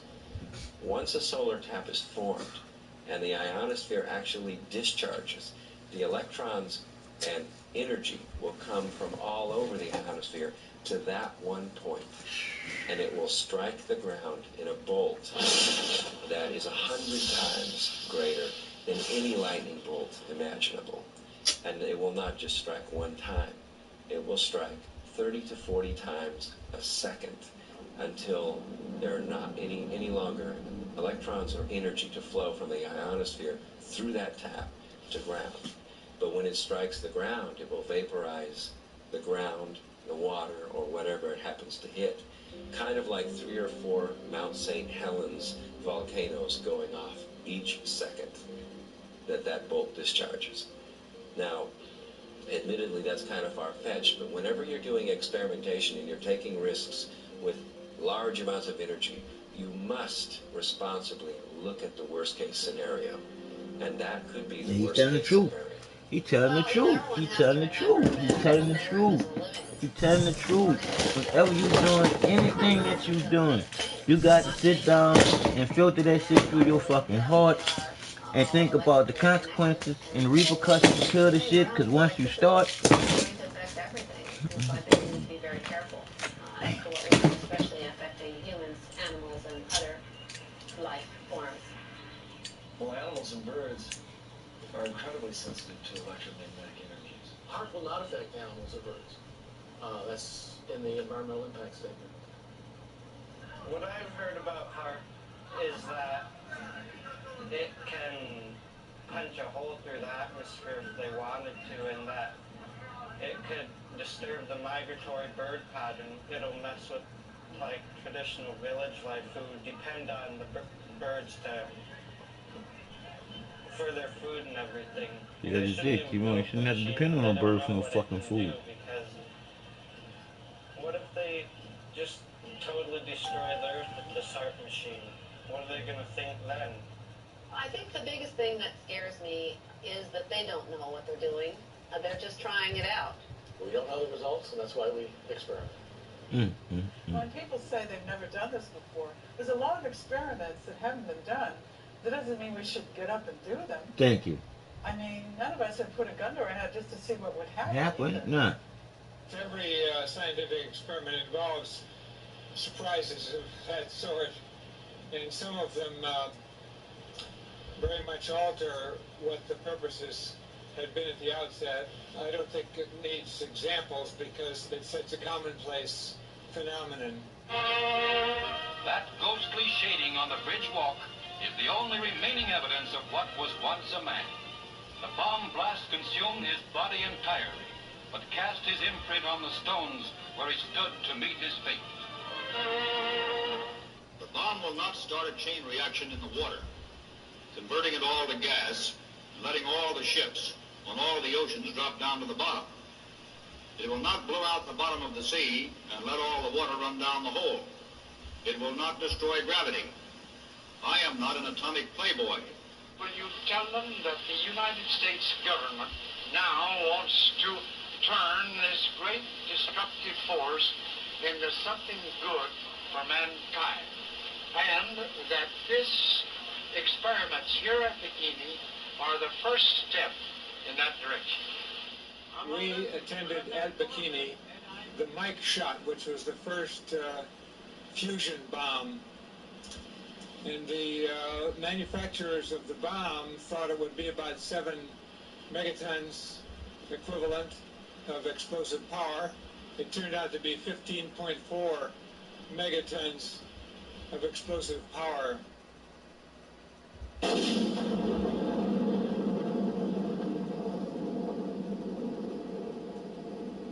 Their island was much more contaminated than had been presumed, and the radiation from that weapon contaminated the ocean. It's just like with DDT, remember? That we were told that that wasn't harmful, and they drove through the streets and actually sprayed DDT from trucks on school children while they were eating lunch. Is HARP 100% safe?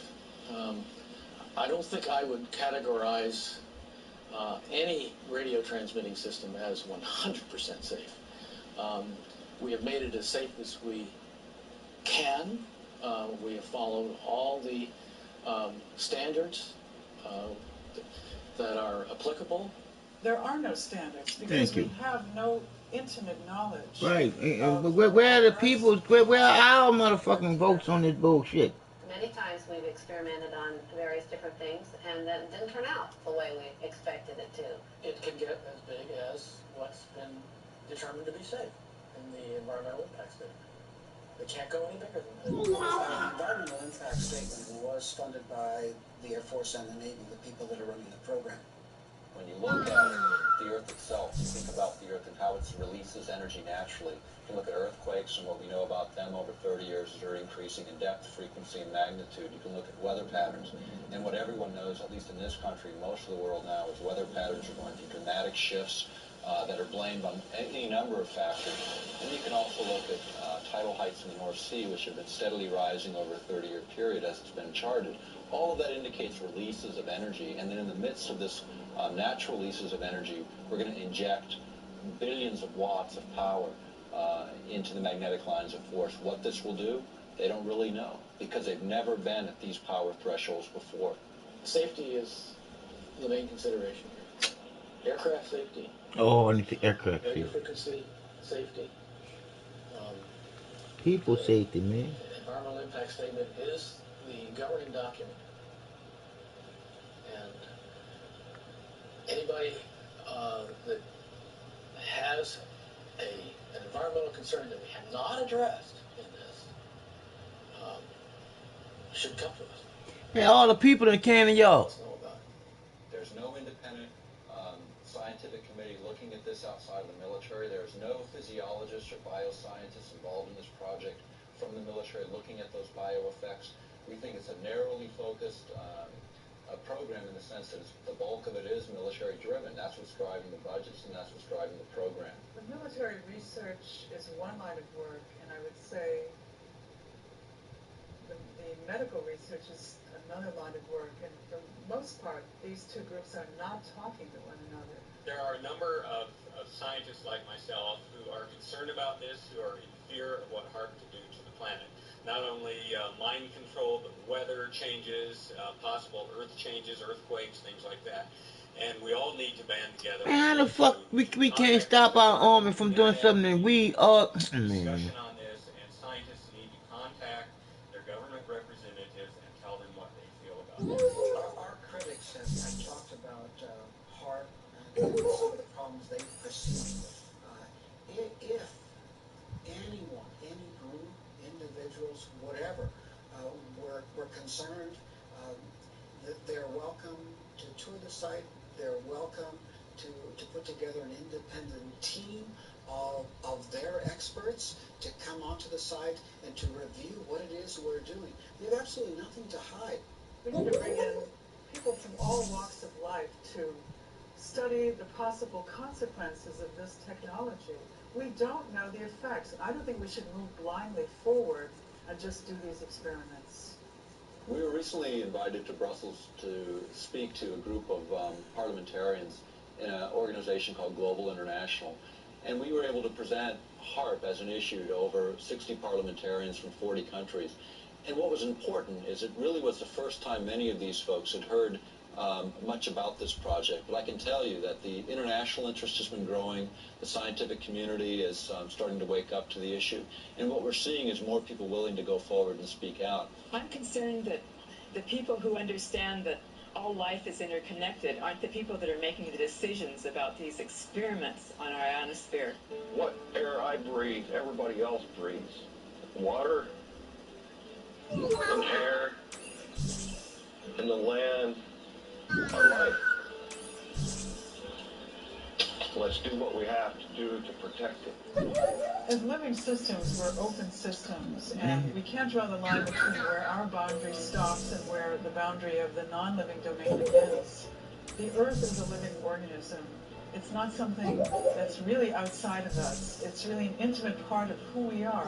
And when we destroy it, we destroy ourselves. I have always asked that if anybody has a problem, come and let us see what the problem is. And if it's something we haven't addressed that we should have, of course we'll address it. The problem with government and the people right now is that people don't trust the government, and they have good cause not to, because so many times over the years they've not told them the truth. Well, the planet's electrical system is not there for us to exploit for Department of Defense purposes. No, because we don't need no defense. It's there as a part of a whole beautiful, harmonious, interconnected system that supports all life on this planet. And we don't know everything that there is to know about it. It's not up to me to determine that it is or is not a valid expenditure of taxpayers' funds. That's not my, it's not my It's the people's. We don't want the shit. We don't want the shit. Fuck a defense. We don't want the shit. And ain't no terrorists. Y'all the terrorists, you bitches. We don't want the shit. Those people who are in government, they tell me a lot of times that they're just following orders. My response is so was Heinrich Himmler. He was just following orders. We're about to embark on a Y'all some stupid ass soldiers, boy. Cause all y'all just following all the dumb ass. Gonna destroy the earth and then, I'm sorry. Fuck, it's too late to be fucking sorry. And there is no honor amongst fucking thieves. So those of you who getting promised all the shit that y'all getting promised, y'all gonna get fucked over and y'all family gonna be closed in fucking jail just like everybody else gonna be put in some kind of motherfucking concentration camp. Bunch of bullshit. So even though HARP is small today, it really, every major weapons program was small in its infancy. It's just we usually don't find out about them till 50 years later. In this case, we're finding out at the beginning phase, and this is a time for people to take and pay attention and look at this technology, determine is this really a direction we want to go? Nope, we don't want to go in this direction. We also know that there are other very specific frequencies which are different from the war games frequencies, which can enhance healing, which can accelerate natural healing in our bodies, which can alleviate our mood disorders, which can help us get over depression, anxiety, and sleeplessness. The military has very different plans and asks different questions, looking at the same system, than the scientist who's interested in medical issues or healing the planet. It may not be that the Earth will die, but we will not be able to sustain human life on this planet if we continue to add one element of destabilizing technology after another. If we do not stand up for what we believe in, for the children, we're not doing our job. Good, we keep going believing. We know this is not good. Let's go. And that even the laws of nature are uncertain. In view of these technologies, we're left to wonder, do these experiments jeopardize our long-term survival?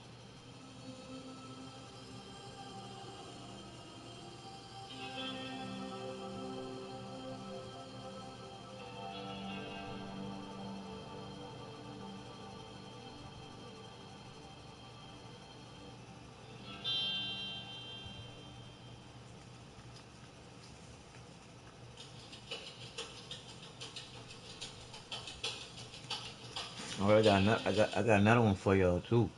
This one here, new one by Hillary. Yeah, buddy. And see, like this shit here. I think we got it's too many distractions as it is. We need to live there and being distracted with some more distractions. I'm serious. This person would have lost. Oh,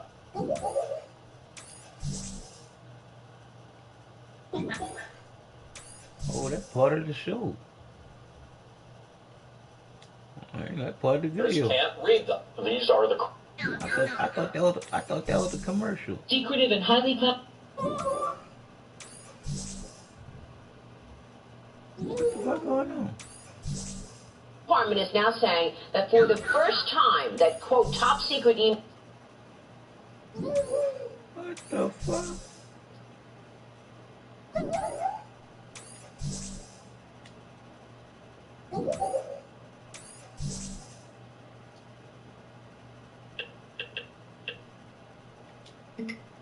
Server and unencrypted.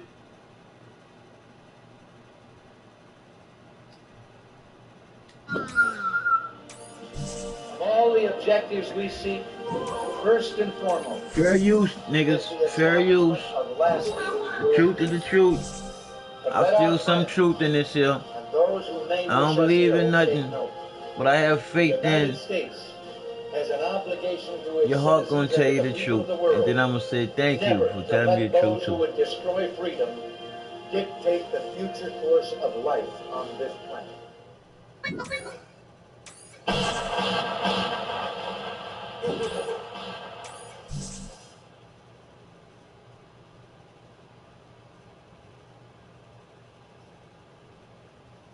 This is, I think, a continuation of the story that has been playing out for months. There is no classified marked information on those emails sent or received by me. The non-disclosure agreement you signed as Secretary of State says that really is not that relevant. It says classified information is marked or unmarked, classified, and that all of you are trained to treat all of that sensitively and should know the difference. Well, of course, and that's exactly what I did. I take classified information very seriously. I think it's pretty clear they're grasping at straws. The last time Hillary Clinton ran for the White House, she hammered the Bush administration over the issue of secret emails. Watch. Our Constitution is being shredded. We know about the secret wiretaps. We know about the secret military tribunals, the secret White House email accounts. It is a stunning record of secrecy and corruption, of cronyism run amok. What a hypocrite. I mean, it's obvious. Hillary Clinton's email scandal may have just gotten worse, a lot worse. I did not email any classified material to anyone on my email. There is no classified material. The State Department is now saying that for the first time that, quote, top secret emails were sent using Clinton's private server, also refusing to make 22 of those emails public because of the classified information they contain. According to this letter, first obtained by Fox News, Hillary Clinton's emails on her unsecured personal server contained intelligence from the U.S. government's most secretive and highly classified operations. Some of the emails contain information so sensitive, most lawmakers can't read them. These are the crown jewels of the American intelligence community of the United States government. I talked to 3 national security lawyers who deal with this for a living. I mean, this is all they do today. And they all said, without exception, there's no question this person would have lost her clearances if this were a senior GS 14 or 15 employee. Probably would have lost his or her job and possibly would have already been indicted. There have been so many crimes committed because of the existence of the private server and the unencrypted private server and unencrypted personal devices used by her and all of her staff that there is just no way that the FBI will not recommend to the Justice Department that an indictment be brought or a grand jury be impaneled. If you negligently maintain, store, fail to properly secure classified information, no matter what its level, that is a crime. And that is precisely what Secretary Clinton and her entourage did. They maintained classified information over 4 years on an unencrypted private server, and based on Robert Gates' statement that it was hacked, severe damage was done. If you've done espionage cases, But I'm going to jail for doing a documentary in Walmart about how racist Walmart is with their return policies and how their security follow the handicap around like they stealing. And I'm thrown in jail with criminal trespassing when all I wanted was my receipt back. Wow, this some bullshit. This some real bullshit. So what part of the judicial system is for the people? you can see the handwriting on the wall. The FBI and the Justice Department, while they probably are not happy about this, they really don't have any choice. When she used, along with her staff, unencrypted servers, unencrypted BlackBerries, and unencrypted iPads, knowing that all of their email traffic would go on those devices, they violated at least 2 federal laws involving espionage, unlawful storage and gross negligence in the handling of intelligence. The Department of Justice and the FBI really don't have any choice right now. This is basically an open and shut case. There's going to have to be a grand jury. And we've also learned something really startling last night on a telephone call involving the Department of State. There is no terrorism. We learned that people in the Department of State actually believe now that all of her emails are in the custody of the NSA because of the metadata program and counterintelligence program. Wow. Those emails released show some documents that are now classified as secret. If they're so sensitive now, why weren't they then? Of course they were then. Their classified information is both marked and unmarked. You look at the document, and someone who understands it has stamped top secret or classified on it. Other times there's classified material, and it hasn't been marked yet by someone who knows better. Mrs. Clinton knew better.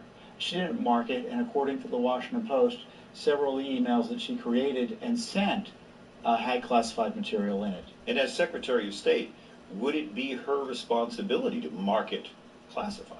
Absolutely. She has what is called original classification authority. I thought so. So she gets material, and she's supposed to evaluate it and make sure the classified material is either marked, both marked and handled appropriately and stored appropriately, which wasn't done on this separate server. And I noticed when she talked about sensitive information, she said clearly that she was not aware of any email that was marked classified that went through her personal server.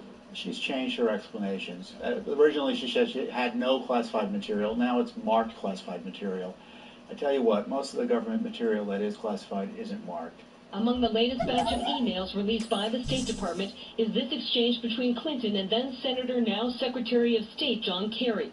Sections are fully redacted, citing classified information. Striking because both Kerry and Clinton were using unsecured personal accounts. And this 2009 email released after a federal lawsuit suggests the State Department senior leadership was trying to make it as easy as possible for Clinton to check her personal email.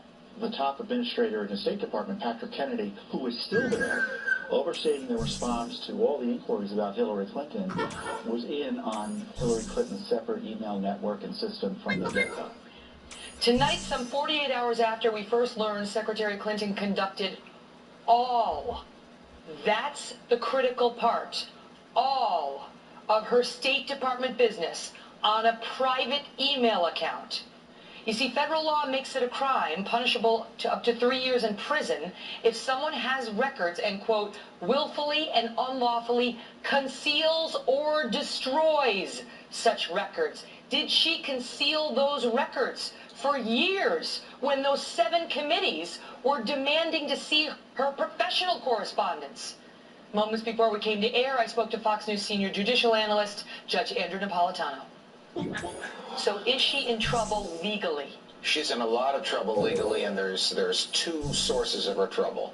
One is, if she retained on her personal email account using the Clinton server at her home or near her home in Chappaqua, New York, classified materials, classified documents, she arguably violated the same statute that General Petraeus has agreed that he will plead guilty to, which prohibits retaining classified information in a non-government, non-secured way. That's a misdemeanor. It's not a felony. There's no grand jury. There's no trial jury. But the punishment is up to a year in jail and a $100,000 fine for each document. Does it have to be a willful thing? She's going to say, I did it all my information was there. I didn't do that willfully. I wasn't willfully flouting the law. Well, she doesn't have to willfully flout the law, but she has to willfully retain the document. If she received a classified document or discussion about classified information, for example, we're going after Osama bin Laden. We think he's in Abbottabad, and that comes from the president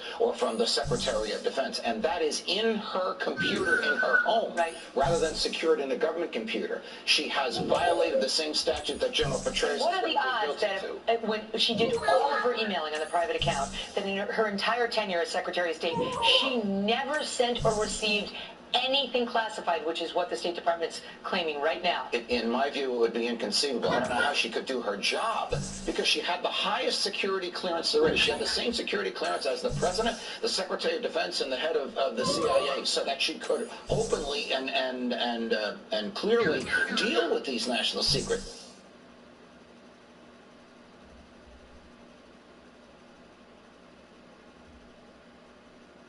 It's inconceivable she never dealt with it. All right, let's talk about number two, because number two would get her in even bigger trouble, and now we're talking potential felony. Yes, number two.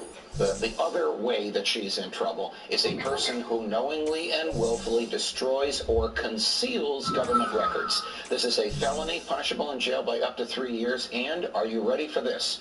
Disqualification from holding public office under the United States of America in the future. That is stunning. Well, what would they have to prove? That she knowingly did it, and that she unlawfully did it? Yes, and the it is concealing from the government documents that she knew or ought to have known belonged to the government. She's been turning over documents, but not all documents. Correct, because instead of going to the government and saying, I want my personal documents, the government had to go to her and say, we want the governmental documents. So instead of the government giving her the personal ones, she decided what was personal and what was governmental. And that's where we are today. That is the current status, that she has decided what we get and what we don't get. That act of possessing and deciding is the act of concealment, which is made criminal by the statute.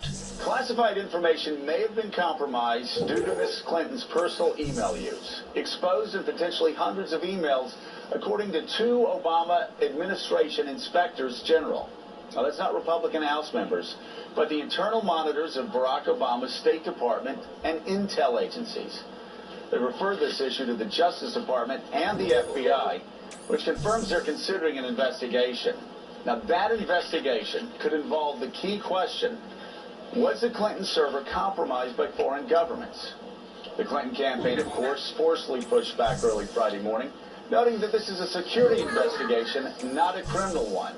The inspectors general specifically stated in their letter this wasn't a criminal referral, even though, as the New York Times clearly states, mishandling classified information is a crime. And if you don't believe that, just ask David Petraeus.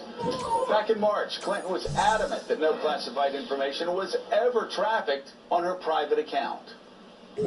I did not email any classified material to anyone on my email. There is no classified material. So I'm certainly well aware of the classification requirements and did not send classified material.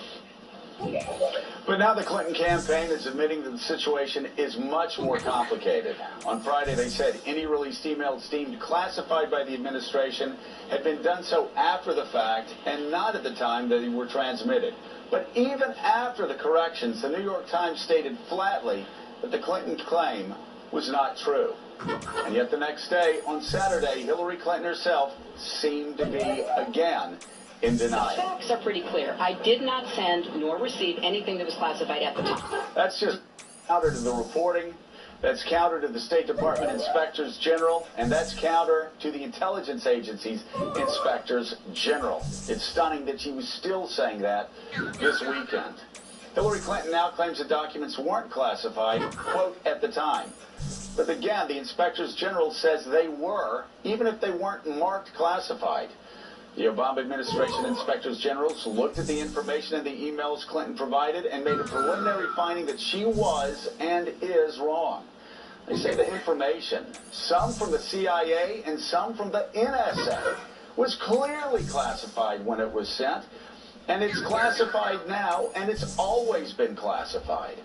According to the IGs, the 4 emails in question did not contain classified markings and/or dissemination controls, even though in her press conference she said she was certainly well aware of classification requirements. Unfortunately for the Clinton camp, that's just not the only place that Hillary Clinton skirted the truth in her March UN press conference. After I left office, the State Department asked former secretaries of state for our assistance in providing copies of work-related emails from our personal accounts.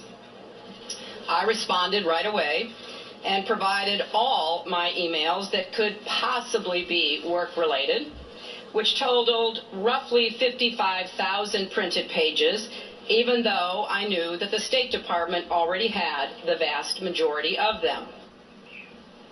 But that claim, of course, has also been proven false by journalists. Disclosures by Sidney Blumenthal to the Congressional Committee investigating Benghazi shows that 9 emails and parts of 6 others related to Libya weren't included in those emails that Hillary Clinton handed over.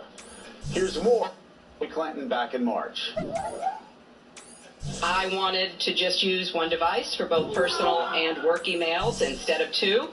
It was allowed, and as I said, it was for convenience, and it was my practice to communicate with State Department and other government officials on their .gov accounts. So those emails would be automatically saved in the State Department system to meet record-keeping requirements, and that indeed is what happened. 2 things. Clinton has been found using at least 2 personal devices, not 1. She used her cell phone and an iPad as email as Secretary of State, and the State Department did not automatically save all departmental email until February of this year. Only a tiny fraction of its emails were saved. And that's under the assumption that she exclusively used State Department emails. All in all, this appears just to be the tip of the iceberg. The State Department inspectors general say they found classified material sent to and from Clinton's Chappaqua home-baked server, even though they only had access to a small sample of 40 emails. Of those, they found that 4 contained government secrets. That is information that, if exposed, could potentially harm national security. It's information that's meant to be transferred and stored exclusively on secure computer networks with special safeguards. Again, of the self-selected emails the Clinton camp chose to release, 1 in 10 of those reviewed emails seems to have held classified information. Put in perspective, Hillary Clinton turned in over 30,000 emails she said were work-related. She destroyed tens of thousands of emails, wiped clean her home-based server, and possibly destroyed copies of countless classified documents improperly stored and sent from the United States' top diplomat. The extent of the cover, if there ever was one, will not be known because that evidence, which could either clear or convict her, was destroyed by the politician who is now at the center of this national security debate. Unfortunately, there seems to be much more to come from this story, but what we've seen so far is that it's unlikely that this is going to be the last time Hillary Clinton will be changing her story. Mika, you go through it, and you will go back. We could talk all morning about that UN press conference. It's just baffling to me that they sent her out to say things that they knew were going to be countered in the press in the coming weeks and months. This is just a growing problem. A Connecticut technology firm is confirming that it kept a previously unknown backup copy of Hillary Clinton's private communications. It says it turned all of this over to the FBI, increasing the chances of recovering information that Mrs. Clinton says she deleted. information her critics think she was trying to hide. Well, so the Clinton team hired Platte River Company, which is an IT firm. So they hired as a tech experts to help manage the server. What they did is they took the server, they put it off-site in the cloud in a hosting facility, and then Platte River, without asking anyone, said, hey, we should probably back up this data because it's pretty important. They called the data company to do a live backup, and it was what we call in the business, it was a warm backup. There's cold, warm, and hot backups, and so what that means is that all the data flowed from the Clinton server that was in Platte River to the Datto Corporation. So if power went out in Platte River and Hillary needed to get her emails, that they would have a warm backup that they could just turn on. And it's a virtual server in the cloud that had 100% of the settings. So with the FBI, as long as they have this data, they can get much more than email. They can get security settings on the server. They can get who had access to the server. They're going to be able to see a much bigger picture than just seeing what emails were on the server. And if there was malware, like we discussed, if there is malware, they're going to be able to see if there's malware on that server. Plus, the FBI also seizing 4 State Department computers today. Imagine that. Going into the State Department and seizing them physically. Deepening its investigation into how top-secret classified information wound up on Mrs. Clinton's private system. Megan, just like when you and I don't have enough storage on our phone, we back it up on a cloud. Well, Platte River Networks, the Colorado company that managed Hillary Clinton's private server, hired a Connecticut company called Datto Incorporated to essentially be their cloud. But Hillary Clinton's emails were never supposed to be backed up on anything but an on-site server. Instead, they made it onto Datto's off-site cloud, and now the company could have Clinton's emails, including the ones she deleted, dating back at least June of 2013. The FBI has told them to preserve all data. And according to emails obtained by Republican Senator Ron Johnson, chair of the Homeland Security Committee, when the FBI began investigating this matter, members of Clinton's team directed Platte River to, quote, cut the backup of emails. In other words, wipe clean any email older than 30 days. In August, an unnamed Platte River employee wrote to a co-worker, quoting, starting to think this whole thing is covering up some shady blank. Going on to say, quote, I think if we have it in writing that they told us to cut the backups and that we can go public with our statement saying we have backups since day one, then we were told to trim to 30 days, it would make us look a whole lot better. Whole lot being in capital letters. Here's Senator Johnson. Listen. This just shows how sloppy and, again, that just reckless disregard for national security interests, the dereliction of duty of Secretary Clinton is being revealed here. Joining us now with more, Shannon Coffin, former DOJ Assistant Deputy Attorney General and former counsel to Vice President Cheney.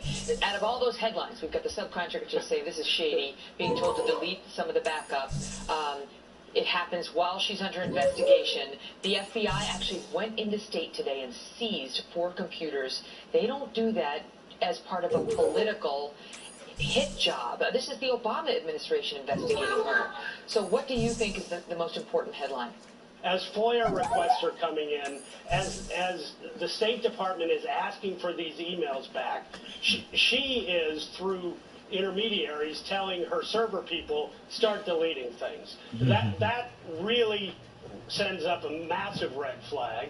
And we're talking about... But I went to jail for standing up for my rights, for making a documentary on how racist Walmart is with the return policy. To say that I have a whole story we talk about from when I bought a PlayStation to having to bring that PlayStation back to when the PlayStation that is in effect right now, the one that's acting out right now, that I can't even get service because they got the receipt to it. And I had already, this is some bullshit, people. You can't lay up there and do nothing with no, they thought I was some peasant off the streets. But they gonna find out for real too, now. She could have deleted 100,000 emails. They should have been listening to me. But if you take her at her word that she deleted about 30,000 all I wanted to see was exactly how they would handle a situation like that. And look how they handled it. Presumably, those are the most damaging because she sought to delete them. So while we're having this conversation about the legal and political jeopardy she may be in with the ones that we know about, what is in those that we don't know about? Yep.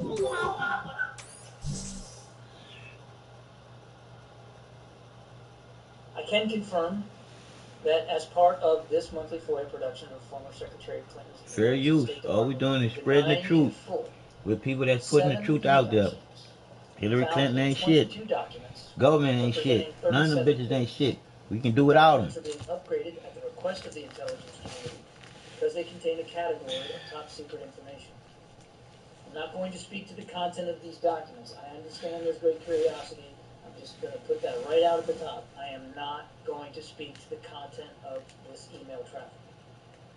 These emails denied in full are among the emails discussed recently by the Intelligence Community Inspector General in a letter to Congress. We will not, however, be confirming or speaking, as I said, to every detail provided in the documents or in the ICIG letter. So the people don't need to know shit no more. Emails We just incompetent children. The ICIG last summer. From when I remember, people were the ones that really ran some shit. More than a dozen email accounts handled the top secret classified information found on Mrs. Clinton's unsecured server, and there is no evidence they were authorized to receive it. The official said the accounts not only include Clinton, but also her closest aides, Cheryl Mills, Huma Abedin, Jake Sullivan, Philippe Reines, as well as State Department Undersecretary for Management Patrick Kennedy. New documents released after a federal lawsuit show that in June, Kennedy instructed Clinton lawyer David Kendall to delete 25 emails from the backup hard drive because they contained classified information. The topics range from North Korea, a conversation with China's foreign minister, to an arms trade. This quiet, cautious letter was damage control both for the State Department and the presidential campaign. And these people doing real shit.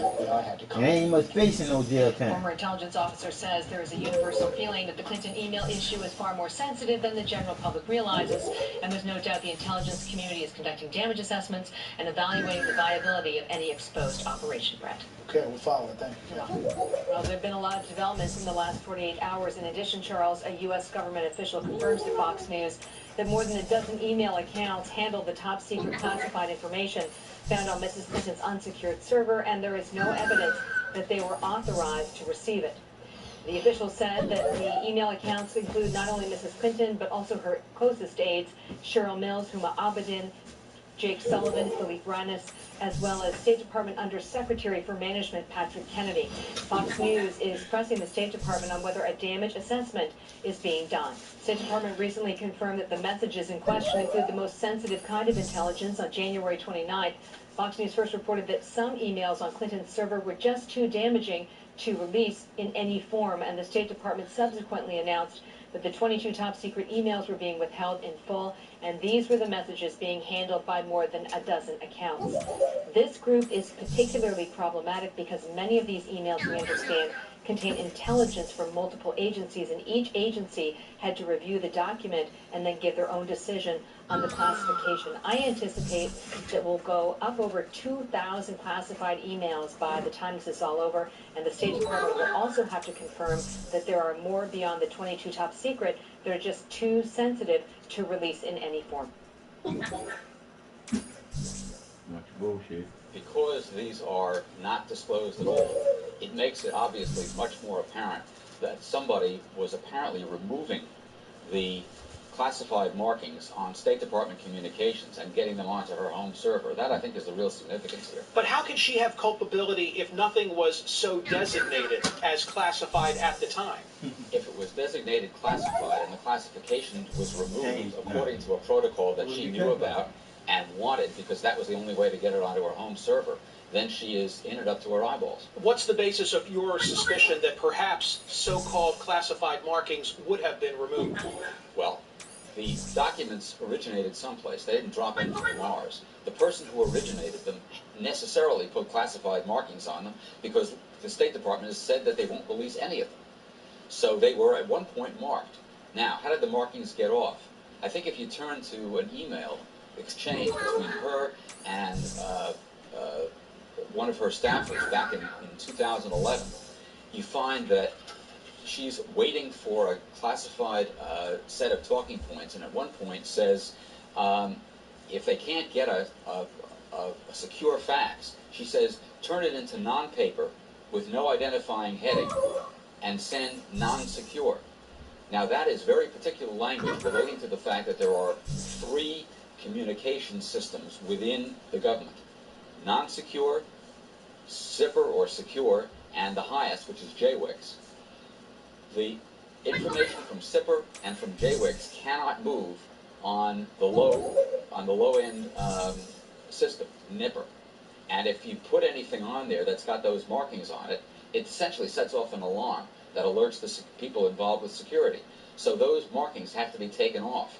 And when she said in June of 2011, take the markings off, it becomes apparent that she knew how that system worked. Assume, for the purpose of my next question, that she played no role in the removal of any designations. Should she have otherwise known this is really sensitive information? This is at a certain level that, of course, it might not have the marking, but it must be classified. The information is classified, not because it's marked, but because of what the information contains. The marking is put on because it's classified. It's not classified because of the marking.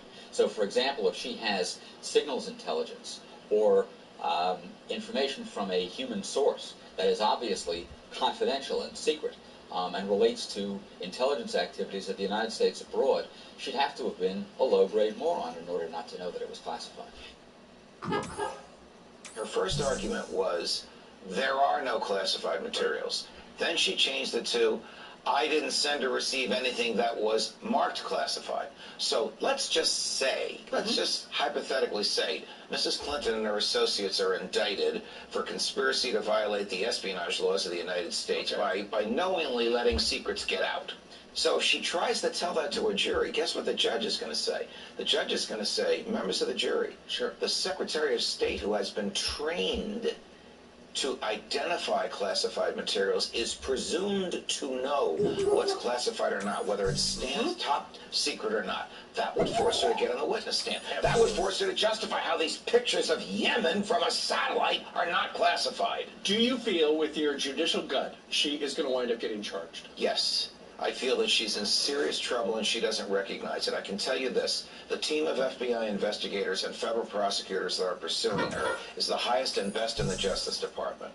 Not to criticize other teams. It's absolutely apolitical. It's impervious to political consequences. And do you know who runs the FBI? Jim Comey. Do you remember when he threatened to resign under President Bush because the president wanted him to do something he didn't think was right? Do you think that if they find enough evidence to indict Mrs. Clinton and her colleagues, and the president says no, Mr. Comey will be quiet about it? I don't. Mrs. Clinton should be consulting very high-powered national security criminal defense lawyers, that is, criminal defense lawyers who have national security clearances so they can see the evidence against her, to negotiate with the FBI, because the case against her is overwhelming, damning, and from her perspective, grave.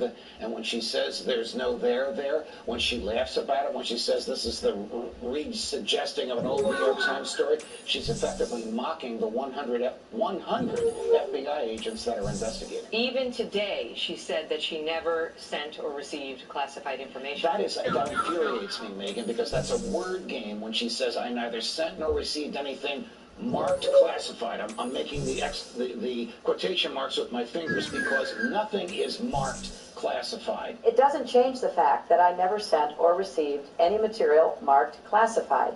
It is marked confidential, secret, top secret. And under top secret, there are 4 sub-markings, the most sensitive of which is this select access privilege, which is what 24 of her emails had on there. That is the most secret information the government had. And so if she was merely negligent in not protecting it, criminal charges? Absolutely. I happen to think that intent should be an element of criminal charges. That's just me. This particular law expressly says intent is not an element, meaning the government doesn't have to prove that she intended. Her negligent treatment of national security secrets, her failure to safeguard and store national security secrets on a server that the Russians and the Chinese may have hacked into. Correct. Can be the basis for a criminal prosecution. Do you know what type of information is in there? The names of moles, black ops, that is, secret programs that the government wants to deny the existence of. For her to have put that on an open server while she's the Secretary of State is absolutely grossly negligent and must be the basis for an indictment. We have learned from Catherine and our colleague Pamela Brown and their sources that Mrs. Clinton's top aides regularly received from Mrs. Clinton via her private server top secret emails. These are emails which the aides lacked the security clearance to receive. So this tells us a couple things. One, Mrs. Clinton was so reckless in the manner in which she sent out top secret emails, knowingly sending them to people who weren't authorized to receive them. We know, too, that their acceptance, discussion, and transfer of this is a felony. We know, 3, that the FBI now has leverage. The Justice I'm Department dealing with can motherfucking policemen lying. My bad. I'm dealing with some people that has a badge and a gun that's considered as policemen. Lying, but this was a sheriff. Have come up, Patrick Kennedy, with regard to people who were This in was that a sheriff. And one of the things that strikes me is that, it appears that Hillary Clinton felt like she could run her own little, sidebar to the government, right? She had, and they appear to have believed that within their circle, they had a circle of trust, that they weren't worried about passing this stuff around because they've all worked together and known each other very well, and that there was an understanding that was going to be okay. But that's not okay, is it? Well, no, it's not okay, because in the process of their exchanging top secret emails, like you and I might exchange emails about what studio I'm going to be in and when I'm going to have an interview with you, they wittingly or unwittingly, and under the law it doesn't matter, wittingly or unwittingly, exposed the nation's most important secrets to persons who would cause us ill when they get those secrets. Let me tell you what the FBI is not able to find. An email account at the State Department in Mrs. Clinton's name. Mrs. Clinton used her private server for all of her governmental email. Wow. So she claims that was completely legal. Well, it is certainly not legal for her to have caused top secret information to go to this non-secure site. And who did she talk to the top secret information with, aside from her aides?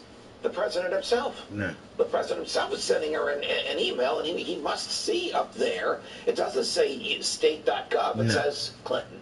So now the question becomes what the Department of Justice does, and how much longer it's going to take for the FBI everybody to lying. conclusion. So it's like, how in the fuck could any of us go to jail for some bullshit when our fucking president of the United States lying, for the secretary of... But in fairness to him and to the FBI, they keep going down these rabbit holes and they find more things to investigate. The investigation alone about whether or not she gave favors to foreign governments who hired her husband to give speeches and contributed to the Clinton Foundation, that investigation alone has hundreds of thousands of pages of documents in it. So the FBI's goal, I believe, is to make a discrete set of recommendations at one time. They're in no rush. They're not political. Their eyes are not on the Bernie Sanders-Hillary Clinton race. Their eyes are on the national security and the criminal laws of the United States of America, which they have sworn to enforce. And they ain't doing that shit, so therefore nobody should go to jail for them saying they should go to jail for their law that they ain't going by their fucking laws.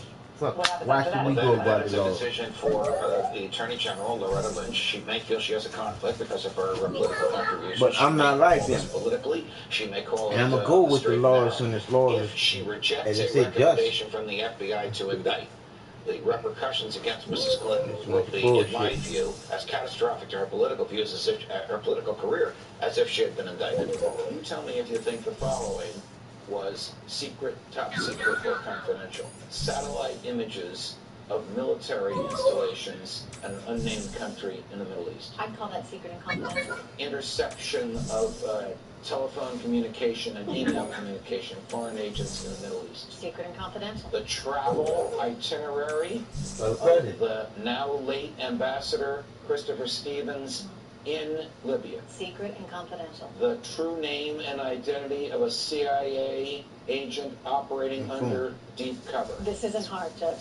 I mean, it's obvious, right, to anyone. There are different varieties of espionage. You sell American secrets to the enemy. That is the highest category of espionage. That's the Rosenbergs in the early 50s. Mrs. Clinton is probably at the other end of that, which is a knowing and willful failure to preserve and keep secure the national security secrets that the government entrusted her with.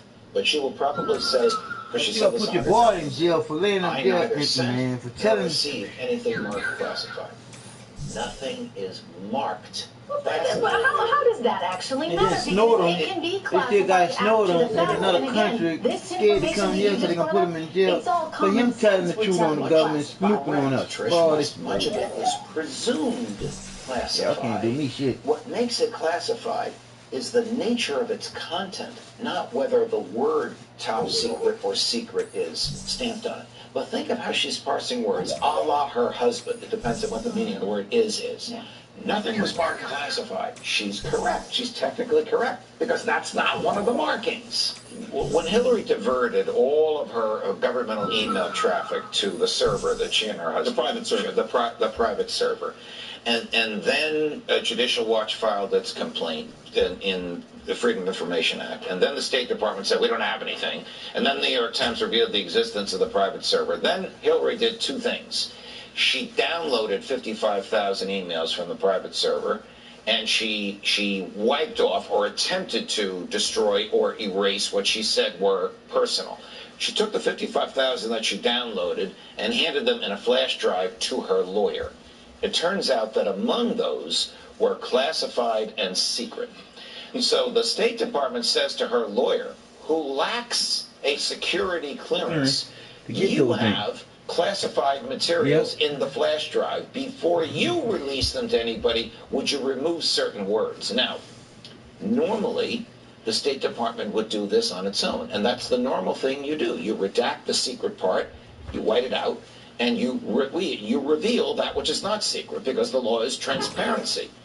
But this is not a normal case, obviously, because in this case, she took all the information, she decided what to give back, she decided what to erase, she decided what to give to her lawyer. Now her lawyer's holding a hot potato. He can't read it, he can't look at it, he can't redact it, he can't get rid of it. I mean, it's been some time since it's been in his possession. Correct. So it's odd for the State Department to do this, but they really have no choice. Should he have this? No, I don't blame him. He's the lawyer, and she gave it to him. She should never have had it. She should never have given it to him. She should never have made these decisions, which to erase and which to return, because they were all property of the government. Even in the beginning, when she got to decide which emails to put in that flash drive, it was her decision. Yes. So she can go through all the emails. Oh, that's family pictures. I'll keep that. I think we'll find this out when the FBI makes its recommendation, that they have pierced her efforts to wipe the server clean. I don't think she succeeded in doing that. I think the FBI succeeded. It's the feeling I get from the snippets of information that come to us from various sources, that the FBI succeeded in locating that which she thought she wiped clean. What about this bribe thing that's come out of left field with the Atlantic Monthly? This is very, very serious. These are a series of emails released pursuant to these Freedom of Information Act requests, which is how all her nightmare began, in which it appears that one of her top aides said to a reporter, we will give you a copy of her speech before she gives the speech, providing you write this, this, and this about it. Wow. That is a form of bribery, which is a form of public corruption. Question, did Mrs. Clinton herself know about this? This may be one of the reasons the FBI has not yet come up with a recommendation about whether or not to indict, because the deeper they dig, the more potential more potential areas for investigation of potential criminal activity they find. Thanks a lot. Really appreciate it. All right. Let's talk to the public. They're like, who cares about our emails? Can you explain why these are so important? These are important because they show the manner and methods by which the United acquires foreign intelligence. And they name the names of people who supply United States intelligence. People in foreign countries who, if their names came out, would be dead. They name the names of American agents who work with these people. People who, if their names came out, would be dead. And she has shown a cavalier attitude about preserving these secrets, which violates an oath she took when she became Secretary of State, if it was which violates serious the same and federal these criminal people could, statute that was used to if prosecute it wasn't us being a terrorist, she wouldn't have been so careless. Why should I'm just saying, if it wasn't us being a terrorist, she wouldn't have been so careless. Because if they really had terrorists, those secrets would have been so kept tight secret Because you really have somebody keeping you away from. There's actually more than that. And if I could just give a little of my background. I was Air Force pilot for 14 years, flew the B-1, one of the most sensitive weapon systems we have. As you said, I sit on the House Intelligence Committee. Again, access to some of the most sensitive information we have. And I have never read anything that's more sensitive than what these emails contain. They do reveal classified methods, they do reveal classified sources, and they do reveal human assets. I can't imagine how anyone could be familiar with these emails, whether they're sending them or receiving them, and not realize that these are highly classified. But, you know, the question I think that we have to grapple with here, I think there's a legal process that will play out, but I think we have to ask ourselves this question: did Hillary Clinton demonstrate the judgment and the respect for protocol that would allow her to protect national security? And when I read these emails, and when I see how she has exposed some of the most sensitive information, or potentially exposed that, I don't know how we can say again that she has demonstrated that. I understood. So let me ask you, when you go back to her statement on this, she said, you know, I did not send or receive any documents that were marked classified. Yeah. You read them. Is she the person sending or receiving this information that you say is clearly classified, regardless of the marking on it? And that I would assume that you would assume that she would know that as Secretary of State when she looked at that content. It's a ridiculous assertion. I mean, my heavens, if I received an email saying, here's the names and addresses and phone numbers of 10 of our undercover agents in Pakistan, I would know, and by the way, the email didn't say that, I'm using that as an example, I would know that that was classified. I wouldn't look for a heading and go, well, there's no heading on there, therefore it's unclassified. I mean, she has to understand, she has to demonstrate the judgment to say, this is clearly classified, and she didn't do that. This isn't some vast right-wing conspiracy. For heaven's sakes, this is where Obama administration officials who have told us that these emails were so classified they can't be released. This wasn't something that's coming from the right. It's coming from this current administration. So her argument isn't with me. It's with the president and with his administration regarding that. There are about 1,340 emails that we know of so far that had classified information, whether it be sensitive, classified, or top secret. Let's start with Hillary Clinton and these 22 emails that apparently now the public will not get to see because the State Department says and the Justice Department says they are too damaging. What do you know about them? Well, as you said, they're not 22 independent emails. There's some back and forth. What we know is that this is information that when you look at it, you should recognize it goes towards sources and methods and classified operations. According to the latest emails obtained by Judicial Watch through the Freedom of Information Act, many of Hillary Clinton's top staffers at the State Department knew from the start that Clinton fully intended to attempt to totally bypass government email systems so as to avoid future disclosures due to the Freedom of Information Act. And this was days before Clinton was sworn in as Secretary of State. This is why Clinton was never even assigned a .gov email address. According to one email dated January 24, 2009, just days before Clinton was sworn in as Secretary of State, Undersecretary for Management Patrick F. Kennedy wrote, "The standalone separate network PC is a great idea." In another email, also dated January 24th, Louis Lukens, former Deputy Assistant Secretary of State and Executive Director of the Secretariat, agreed with the illegal bypassing of the government system. I think we should go ahead and set up a standalone PC in the Secretary's office, connect to the Internet, but not through our system, to enable her to check her emails from her desk. Judicial Watch President Tom Fitton blasted those involved. That these records were withheld from the American people until now is scandalous and shows the criminal probe of Hillary Clinton's email system should include current and former officials of the Obama administration. This is a huge revelation put out, as you say, by the Obama-appointed Inspector General. If there's a conspiracy here, the Inspector General's in on it, the FBI's in on it. The intelligence community is in on it. Fox News is in on it. NBC News, CBS, New York Times, everyone's in on it except for Hillary Clinton. I mean, if this sounds ludicrously implausible, it's because it is. I will repeat, I did not send or receive classified material. The Inspector General, whose job it is to oversee the intelligence community, had to get special clearance just to review this case. This is the most secret type of material that anyone can look at in the U.S. government, and it was sitting there on that unsecure, totally improper server for virtually anyone to hack into. Well, Steve, I have friends that are in the FBI, and they tell me they're ready to indict. They're ready to recommend an indictment. And they also say that if the Attorney General does not indict, they're going public. So one way or another, either she's going to be indicted and that process begins, or we try her in the public eye with her campaign. One way or another, she's going to have to face these charges. We also now know that Sidney Blumenthal sent an email that revealed the name of a CIA asset in that system. And that was a CIA asset in Libya, of all places. Their concern was that there appears to be clearly a double standard. Had this happened to someone serving in the government, their clearance would have already been pulled, and they probably would certainly be under investigation. Depending on the level of disclosure, it's entirely possible they could even be in pretrial confinement for that matter. There's no way that someone, a senior government official who has been handling classified information for a good chunk of their adult life could not have known that this information ought to be classified, whether it was marked or not.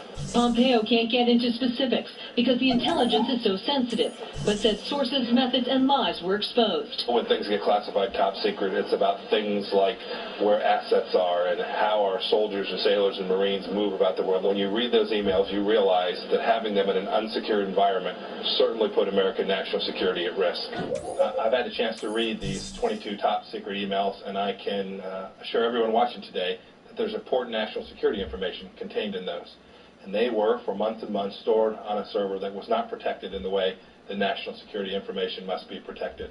It has presented enormous risk to soldiers, sailors, airmen, and Marines all across the world, and I'm confident the FBI's investigation will continue. It's going to continue. Obviously, there's a possibility of an indictment. There's been a lot of discussion about whether there should be an indictment. You all the time review classified information, obviously, because of your position. Question, based on what you know, based on the emails that you've read and the things you've seen that were on her server, what do you think would happen to you if you'd done the same thing? What would you expect? So, Leland, the first thing that would happen, I would lose my security clearance and be removed from the House Intelligence Committee. And that would be totally appropriate. It would be the right thing to do if I had demonstrated such a willingness to intentionally circumvent the efforts to keep America's secrets safe, right? This wasn't accidental slippage. She didn't make an error in allowing this on her server. She set up the server with the intention of circumventing the very system designed to safeguard Would you expect to be indicted, knowing what you know now? I'd have lots of counsel working to ensure that I got an outcome that was as favorable to me as possible. Everybody who has a security clearance has an individual obligation to protect the information.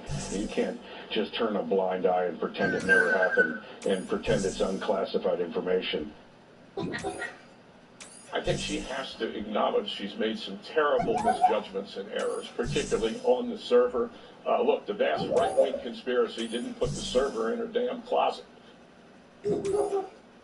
What she did was do government business on a private email server. That's obviously wrong. That's just a matter of common sense. And even worse, over this personal server, she sent and received classified information and clearly knew it. That's why so many elementary security precautions have been violated here. It's just hard for people who have been in the government and actually had this kind of classified information to understand how she got away with it for so long. And I believe within the FBI and within the Justice Department, the people believe very deeply that if you can't prosecute high-level officials, then you don't have a rule of law anymore, because the lesser-ranking officials say, but why are you prosecuting me when you didn't prosecute the Secretary of State? There you go.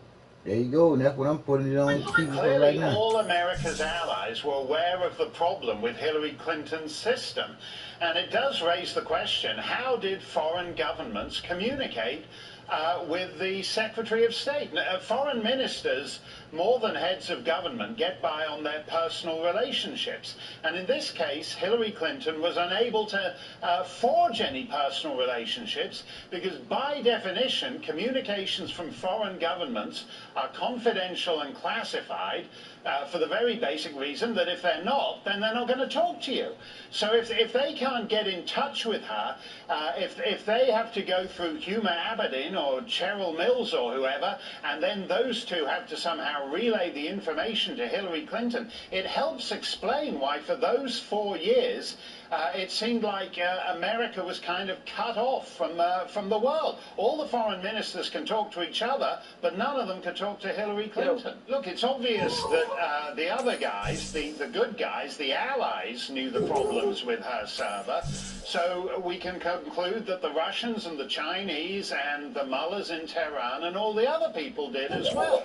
And the question then is what does Moscow or Beijing do with that information? There's all kinds of people they can give it to who would find that information very useful. I think this is devastating to Hillary Clinton's campaign because there's only two possible explanations. There's a level of deviousness and criminality which, as we discussed earlier, you can cite different statutes she's broken. If her defense from that is that simply she's just a chump, she's just an idiot, and she was out of the loop, then that means she can't run on her expertise and experience as Secretary of State when she's running for president. But the two things are connected. You can't.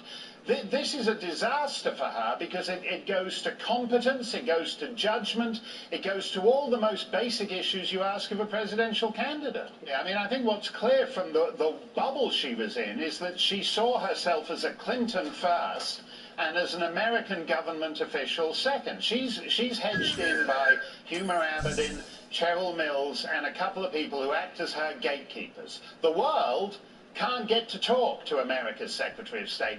But Sid Blumenthal, who we are expected to believe is a tireless charity worker because he's on the payroll of the Clinton Foundation, so tireless charity worker Sid Blumenthal gets to communicate directly with Hillary Clinton because he's part of the Clinton family circle, but major figures around the world aren't. And that is the issue here, that she decided that she was essentially part of Clinton Inc., who happened to have a little part-time job working for the United States government, rather than as a full-time servant of the American people.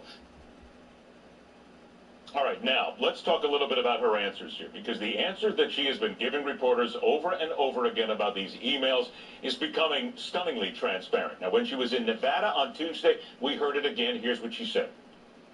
I did not send classified material, and I did not receive any material that was marked or designated classified, which is the way you know whether something is. But isn't that all just beside the point here? Secretary of State, you're in charge. You're the one that's got to be held responsible because the buck stops here. And that's what she consistently seems to run over every single answer, yes? Yeah, correct, but it's worse than that. Now, let's give Hillary the benefit of the doubt. When an email arrived on her private server that had classified material in it, okay, she didn't know it was classified when she opened it. Of course, the first question then is, by having a private server, she was encouraging classified information to be sent to her because it was the only way to email anything to her. But once she opened it and kept it on her server in the basement or in the kitchen sink or something, then she was holding and having classified material in an unsecured location. Just like Sandy Berger was when he put it in his socks, and Petraeus was when he put it in his safe, and George in his desk. And secondly, she undoubtedly sent that material on to people. Maybe it wasn't classified, but as Secretary of State, she should have classified it. And her failure to do so itself is actionable. So you have a whole range of this stuff. And the mere act of it passing through. Think of it this way. drugs arrive in the mail, okay, illegal drugs. Well, you can't be held responsible if someone sends you heroin, because you may not know it is. But then you open it, you see it's heroin. And then you put it in your kitchen cabinet. Well, now you're guilty of possession. And then, without labeling it heroin, you send it on to somebody else. Now you're guilty of trafficking. And that's kind of an analogy of what she's up against here.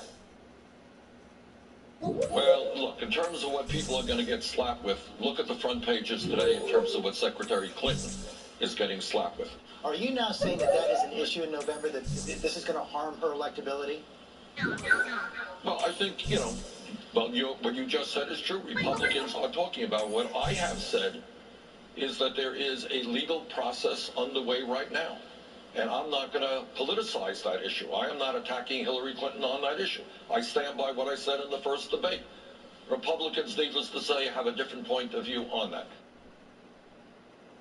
Recently, General Petraeus was convicted of a crime for having secure items in an unsecure place. She says she didn't transmit classified information. Her schedule's classified. Like, if you want to know when she goes to yoga, you say, oh, that's really benign. Well, what if you're a terrorist? That would be an important item to know if she's going to yoga that day. So when her schedule is transmitted via email, it should go through a secure device. When she says, oh, for convenience sakes, I didn't want to use 2 phones, well, one, someone should inform her you can put 2 email apps on 1 phone. But the other thing is that her convenience shouldn't trump national security. If she's having a conversation with the president via email, which she admits that she did, do you think if you wanted to read it, you did a Freedom of Information Act, do you think they'll give it to you? They'll say it's classified.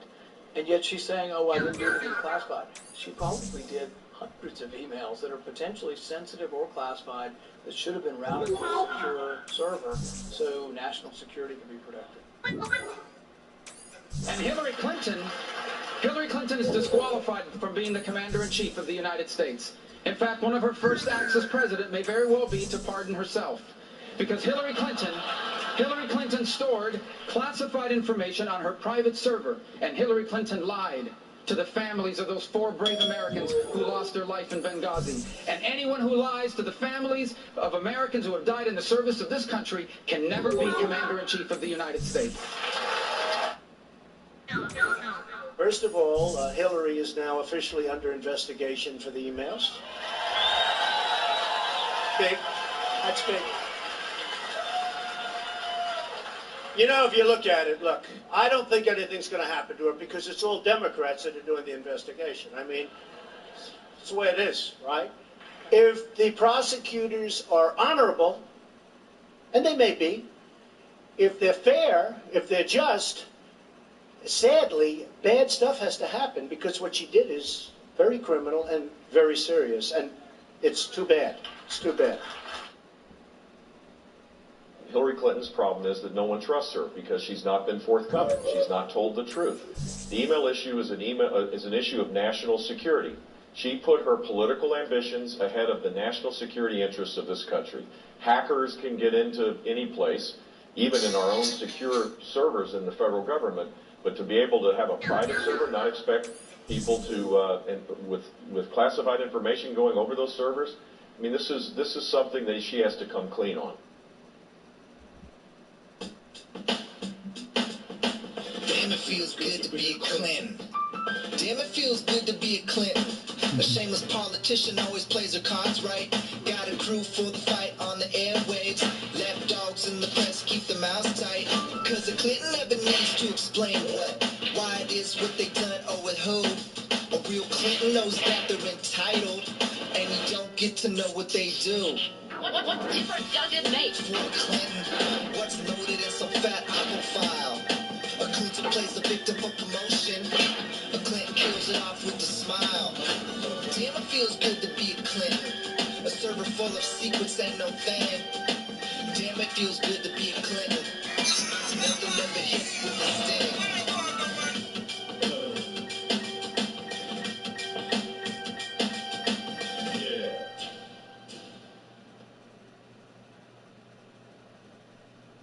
Today, Mrs. Clinton again claimed ignorance. There is no classified marked information on those emails sent or received by me.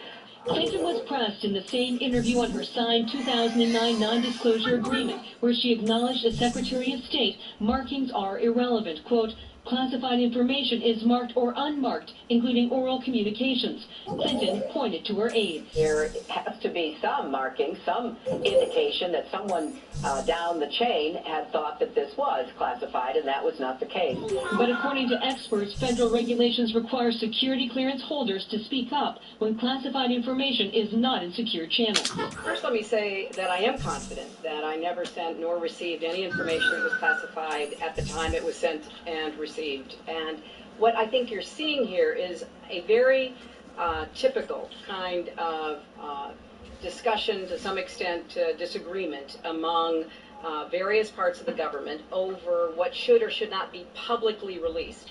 And I want to underscore this because when I turned over my 55,000 pages, I did so to help the State Department. They had asked all the former secretaries to please give any information because they were having some challenges How much he lying? with their record keeping. So I did.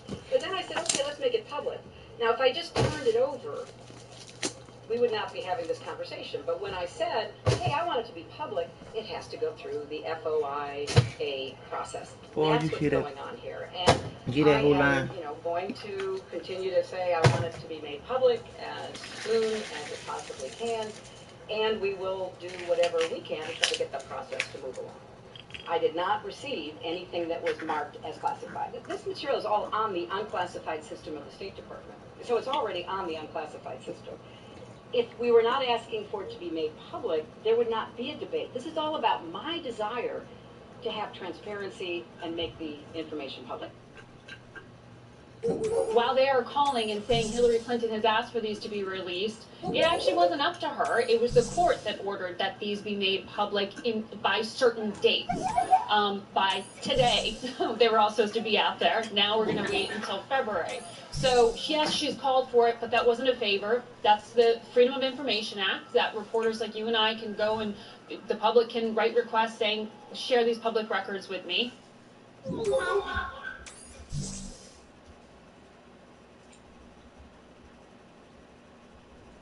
Tom Fitton, president of Judicial Watch, a public interest group investigating and prosecuting government corruption. How was the Judicial Watch able to get these documents? Well, we had to sue in federal court to get them. They weren't voluntarily disclosed.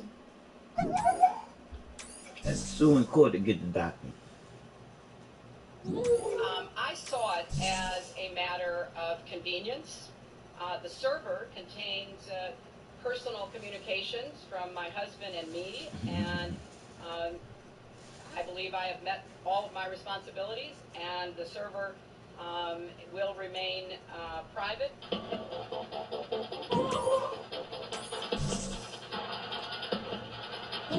Everything I did was permitted. My use of personal email was allowed. I fully complied with every rule that I was governed by. There was nothing that did not How we get to be governed by rules and they don't? full authority Fuck to that decide shit. how I was going to communicate. I never sent classified. I mean, straight up live on TV, There was no not just law. There was no on. regulation. What's bullshit? The problem for Hillary Clinton that will not go away. In a way, reminds me of the Nixon tapes. There you go. Did not email any classified material to anyone on my email.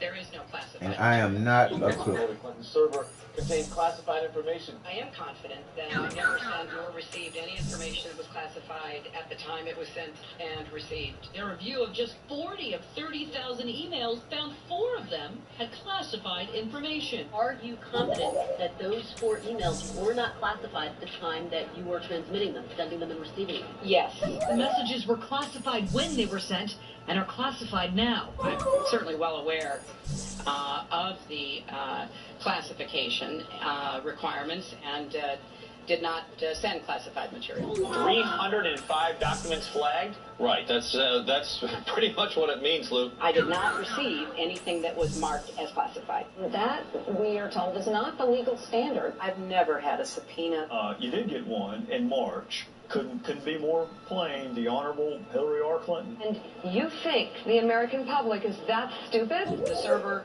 will remain private. Hillary Clinton turning her private email server over to the Justice Department. She's insisted she was not going to turn over that private server. The campaign continues to say that this is not a criminal investigation. We decided to call the FBI. We said, all of our investigations are criminal. I don't throw anything away. Did you wipe the server? What, like with a cloth or something? I don't know. Clinton has said she wiped the server clean. You tried to wipe the whole server. You didn't I have no idea. I thought it would be easier to carry just one device for my work and for my personal emails. I have an iPad, a mini iPad, an iPhone, and a BlackBerry. What I did was legally permitted. Clinton private email violated clear-cut State Department rules. This is the usual partisanization, which I may have just made up a word. It's hard to claim this is all just a partisan witch hunt when the Justice Department under a Democratic administration is looking into the whole email mess. It's not anything that people talk to me about as I travel around the country. It shouldn't go away on the substance, and voters do care about it. I recently launched a Snapchat account. I love it. Those messages disappear all by themselves. Well, back in October, I stood on the floor of the United States Senate and outlined concerns that I had about the evolving scandal involving Secretary Clinton's use of a private, unsecured email server during her service as Secretary of State. I said at the time that her behavior not only violated the president's promise to be the most transparent administration in history. I remember him making that statement during his first inaugural address. But it also represented a violation of the public trust. And now we learn of very, very serious national security concerns, which I'm going to speak about in just a moment. Because we know that the Department of Justice is headed by the Attorney General, a political appointee of the President of the United States who serves at the pleasure of the President, because of the conflict of interest by asking Attorney General Lynch to investigate and perhaps even prosecute somebody in the Obama administration, I called upon the Department of Justice and the Attorney General in particular to appoint a special counsel to investigate the matter, given those obvious conflicts of interest. Of course, we read in the paper and understand from his testimony before the Senate Judiciary Committee just recently that Director Comey of the FBI if the FBI is conducting an investigation into this matter, as they should. For myself, I would say that the FBI, notwithstanding what I've said about the federal government's poor reputation generally, that the FBI is still very widely respected for its integrity, as it must be. But the FBI cannot go further and convene a grand jury to consider potential violations of the criminal law. That can only be done by a court at the request of a prosecutor with the Justice Department. If we're going to be true to the promise of equal justice under the law, those are the words carved above the entryway to the United States Supreme Court. If we're going to be true to that promise, we have to be able to demonstrate that the same rules and the same laws apply to everybody in this country, whether you're the President of the United States or you're among one of our nation's humblest citizens. We are all equal before the law, or at least we should be. And it is a violation of the public trust when people act as if the rules that apply to everybody else don't apply to them. Well, so far the Attorney General has declined to appoint a special counsel. But I think even in the interim, since I first made that request and it has been declined, we see why it is even more important today than it was back in October. The administration, the Obama administration, has demonstrated time and time again precisely why we need the decision-making in this case is far removed from White House politics as it can possibly be. For example, the president in October went on television and publicly opined on the results of the ongoing criminal probe. He said, and I quote, "I don't think it posed a national security problem." Close quote. That's the President of the United States. I can tell you that this is not a situation in which America's national security was endangered. Well, based on his comment, one might reasonably conclude that the White House was somehow privy and in consultation with the FBI about their ongoing criminal investigation. Now, subsequently, I had a chance to ask Director Comey whether in fact that was the case, and he said absolutely not. So, as with the President's reckless remarks on television in October, either the White House has information that they should not have about the status of this ongoing criminal investigation by the FBI, or they're sending a signal to the FBI and the Department of Justice that they want this to go away. It's hard for me to interpret these comments, both by the President and by his press secretary, as anything other than trying to influence the FBI and the Department of Justice on the outcome that the administration prefers. That, Mr. President, is completely inappropriate. It is outrageous, and it's got to stop. So today I'm back on the Senate floor where I started months ago to make the very same point, but with a greater sense of urgency and with a lot of new information that's come to light. I believe that Secretary Clinton has likely violated multiple criminal statutes. For a Secretary of State to conduct official business, including transmitting and receiving information classified at the SAP level on a private unsecured server when sensitive national defense information would likely pass through it, is not just a lapse of judgment. It's reckless disregard for the security of the American people, not to mention the lives of our intelligence professionals that are involved in gaining this important intelligence that's important for us to protect ourselves against our adversaries. In light of the unprecedented nature of the case and the multiple conflicts presented to the Department of Justice, I can see no other appropriate course of action than for Attorney General Loretta Lynch to appoint a special counsel to pursue this matter wherever the facts may lead. That need is underscored by the apparent inability of the White House to resist the temptation to try to influence or, at worst, obstruct the current investigation. So I hope the Attorney General seriously considers my request to appoint a special counsel, given the conflict of interest and the extraordinary circumstances of this case. Because in the end, it's the right thing to do for the American people. And if the U.S. government, including Congress and the administration, are going to regain the trust and confidence of the American people, they need to know that the chips will fall where they may, and that our law enforcement officials like the FBI and the Department of Justice, they will pursue these cases wherever the facts may lead, and that there isn't a separate set of rules for high government officials like the Secretary of State and then you and me.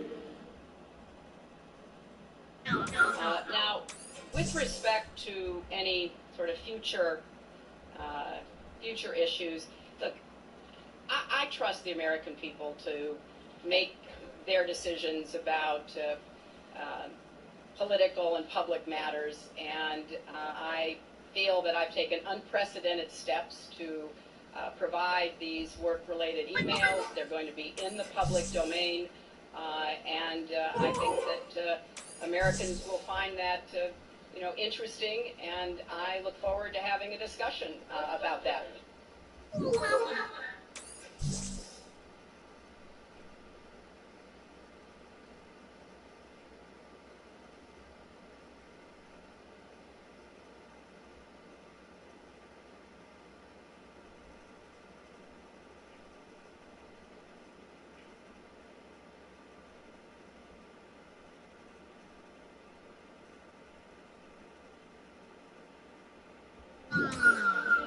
All the objectives we seek, first and foremost, is the establishment of lasting world peace. But let our friends and those who may wish us ill take note. The United States has an obligation to its citizens and to the people of the world never to let those who would destroy freedom dictate the future course of life on this Free planet. use, people. Free use, niggas.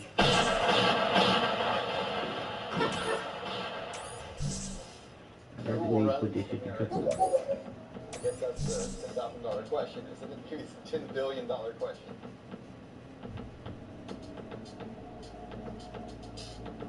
America and most countries of the world are run by a very small percentage of the population. Not even the President of the United States. It's the money men.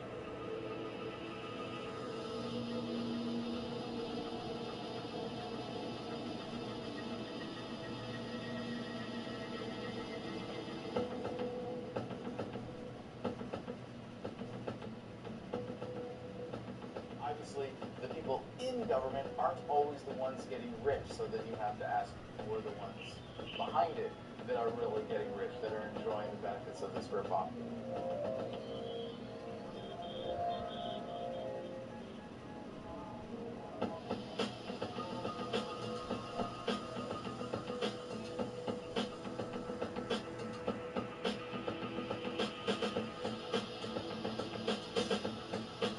What happens if you slice through the back of that system? Set aside the system and know how you approach the power of the United States of America, how you lobby for a bill, how anyone can become president, how anyone can appeal to the people and ask for them to be voted into office. What happens if you go behind the scenes and just open the panel door and see how the system of power is really wired?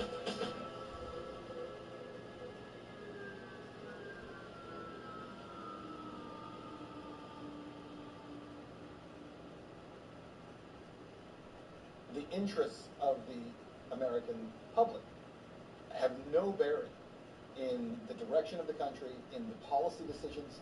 It doesn't matter which party we're talking about either. Republicans, Democrats, it's all the same thing. There's no voice for the people. I think we're being controlled by a relatively small group of extremely powerful individuals that are pretty much pulling the strings behind both major parties, as well as the economic and financial institutions. We're supposed to have the people being represented by the Congress, and this is a check and balance system. But instead, you have all branches of government owned by major corporations. The folks who run America are the people who operate behind the scenes to make sure that the person who is in the seat of president and Congress and the people who we elect are the people that will do their bidding. I think what you see is what it is. And who runs America are the banks and the multinationals. It's as simple as that, as I see it. They're the ones that have made all the decisions that have put us in the place that we're in now. In 1937, Ferdinand Lundberg, who'd been a writer with Wall Street Journal and other financial publications, wrote a book called America 60 Families. And in that book, he documented that the country was being run by an oligarchy of the wealthiest families, with the Mellons, the DuPonts, the Morgans, and the Rockefellers, and the Warburgs. And he showed that they were running the country as an invisible government behind the democracy that we see upon the surface. In fact, a study by Princeton University has come out saying that the United States is more of an oligarchy than it is a republic or democracy. Why? Because the public has no say in the policies and in the system that's been set up by politicians. Go back to 2008. Financial crisis is going. Henry Paulson, U.S. Treasury Secretary. Where did he come from? Goldman Sachs, right? Gets in front of the American people and tells us that he's going to save us little people from the problems we have in the real estate market. In order to do that, you have to bail out the too big to fail. Too big to fail. 4 words. Shows you who's running the country. capitalism, there's no such thing as stupid money. It's fascism. It's multinational taking. We bailed out the banks. It's the unseen people that I'm more concerned about, really, because there's got to be someone, somewhere, that creates the agenda that all these people must follow.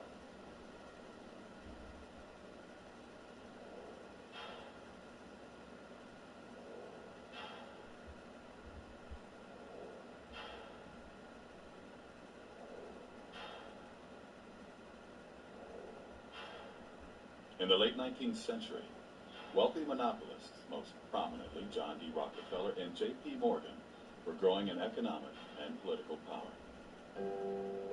Americans were increasingly alarmed at Wall Street's domination of both the Democrat and Republican parties. This led, in the 1890s, to the formation of the grassroots Populist Party. The Rockefeller-Morgan axis decided to distract Americans with a new enemy, Spain. The choice was not coincidental. Spain ruled Cuba, which by the 19th century had become the world's richest colony and largest sugar producer. National City Bank coveted Cuba's white gold as a complement to Standard Oil's black gold. The Yellow Press, led by William Randolph Hearst, New York Journal, began inundating Americans with fabricated tales of Spanish oppression. Spaniards feeding Cubans to sharks, roasting Cuban priests, slaughtering hospital patients where no hospital even existed. The decision to send the Maine to Havana was made at a secret White House meeting of which no minutes were kept. The Spanish government was not expecting the Maine when it sailed into Havana harbor. Captain Charles Sigsbee, captain of the Maine, said, "It became known to me afterward that the Maine had not been expected, even by the United States Consul General." By what oversight was no one in Havana notified of the battleship's arrival? However, no shooting erupted. The Spanish permitted the Maine to dock. For 3 weeks, the Maine sat in Havana harbor. In the meantime, the Yellow Press drove anti-Spanish feelings to fever pitch. William Randolph Hearst paid bribes to have the correspondence of the Spanish ambassador spied upon. One letter, critical of McKinley, was stolen and reprinted in a Hearst journal under the headline, "The Worst Insult to the United States in Its History." 2 days later, a horrific explosion tore apart the Maine. 266 men were killed. A U.S. Naval Court of Inquiry attributed the explosion to an external device, but was unable to assign any blame. The Yellow Press had no reservations. The bombing, they claimed, was the work of the Spanish government. Americans were goaded into war with the battle cry, "Remember the Maine." Here, Spain is depicted as a semi-human brute, its bloodied hand on the grave of the Maine, and its foot trampling an American flag. The war was immortalized in American public memory by one-sided naval victories.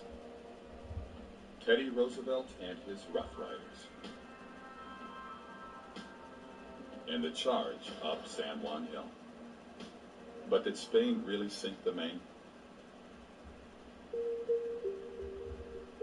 All Spanish documents reveal that Spain wished to avoid war with America at all costs. Her mostly wooden navy could not hope to compete with the modern U.S. Navy, which consisted increasingly of steel ships. Admiral Cervera, who commanded Spain's Atlantic Squadron, warned his government of our lack of everything that is necessary for a naval war, such as supplies, ammunition, coal, provisions, etc. We have nothing at all. A provocative act against America, such as sinking the Maine, was clearly the last thing desired by the Spanish. But who did want to sink the Maine? Detectives often solved crimes by examining who profited from them. To help finance the war, the Rockefellers' National City Bank loaned the U.S. government $200 million. No income tax then existed. To help repay the loan, a telephone use tax was levied on the American people. It remained in effect for over a century. The loan was negotiated by Assistant Treasury Secretary Frank Vanderlip After the war, National City Bank made Vanderlip its president. In that capacity, as we will see, he participated in the infamous Jekyll Island meeting, where the Federal Reserve Bank was secretly created. Mark Twain wrote, "When the smoke was over, the dead buried, and the cost of the war came back to the people, it suddenly dawned on us that the cause of the Spanish-American War was the price of sugar." The Rockefellers' Film and National City Bank benefited most directly from it, for Cuba, soon afterward, became dotted with National City branches, and the Cuban sugar industry gravitated into National City's hands. The Spanish-American War was the first war persuaded Americans that the purpose of our military was not just self-defense, that we had to go overseas and fight wars on other people's behalf, and that became a pattern that continued ever since. So without William Randolph Hearst, who championed this and who maybe was one of the people that stood to gain from the new possession gain from the Spanish-American War, without him and without Hearst newspapers, there would have been no problem with Maine. The phrase false flag, I think, is becoming more and more familiar to more Americans than it used to be. First time I ever heard that phrase, probably about 20 years ago, and I thought, what does this mean? I think many Americans are still in that category. What does that mean? Well, first off, so people understand what we're talking about with false flags, that goes back to the days of the old sailing ships, and everybody had their country's flag. And the idea was, it took a long time for two sailing ships to approach each other, and so they wanted to get up close so they could attack, and so they would put another country's flag up. Say they were pirates, they'd put a British flag up, and then get right next to you. Then they'd run up the pirate flag and board your ship. So that's where it became known as a false flag. The event seems to be something other than what it truly is. False flags, when you cover them, first of all, it's a tough term to even use, right? Because as soon as you say false flag, you've started conditioning people to see that as conspiratorial. And when anything's conspiratorial, that means it's not true, right? Because if you listen to most media, conspiracy theorists or conspiracies are all urban legends, right? They're all myths. When in fact, there are many, many conspiracies all throughout American history and world history. It's not even controversial to say that the United States has used false flag because it's now documented. It's a part of history. General Smedley Butler wrote a book after World War I that I've read, and I know many of your viewers have as well, War is a Racket. And indeed, in many ways it is. And I think that we have noticed over the years that some of the events that led up to war were not accidental. I found myself going back and looking at World War I, World War II, the Vietnam War, everything. Could we have been lied to about everything? And that was my fearful kind of approach to this is that even possible? I would say they always follow a specific formula of create as much fear and trauma as possible, and then in that traumatization of the public, they're eliciting a specific psychological response. And that response is a cry for protection.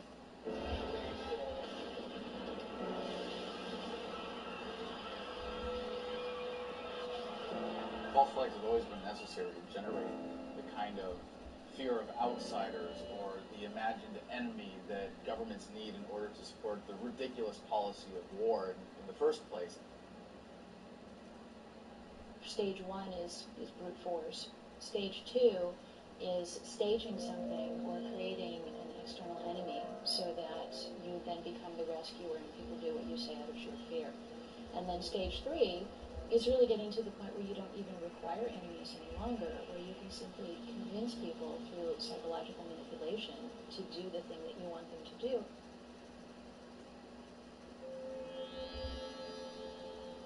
(1915). World War I is underway. Britain is at war with Germany. America has not yet joined the conflict. May 7th. A British ocean liner, RMS Lusitania, is on her way from New York to England. Nearly 200 Americans are among the passengers.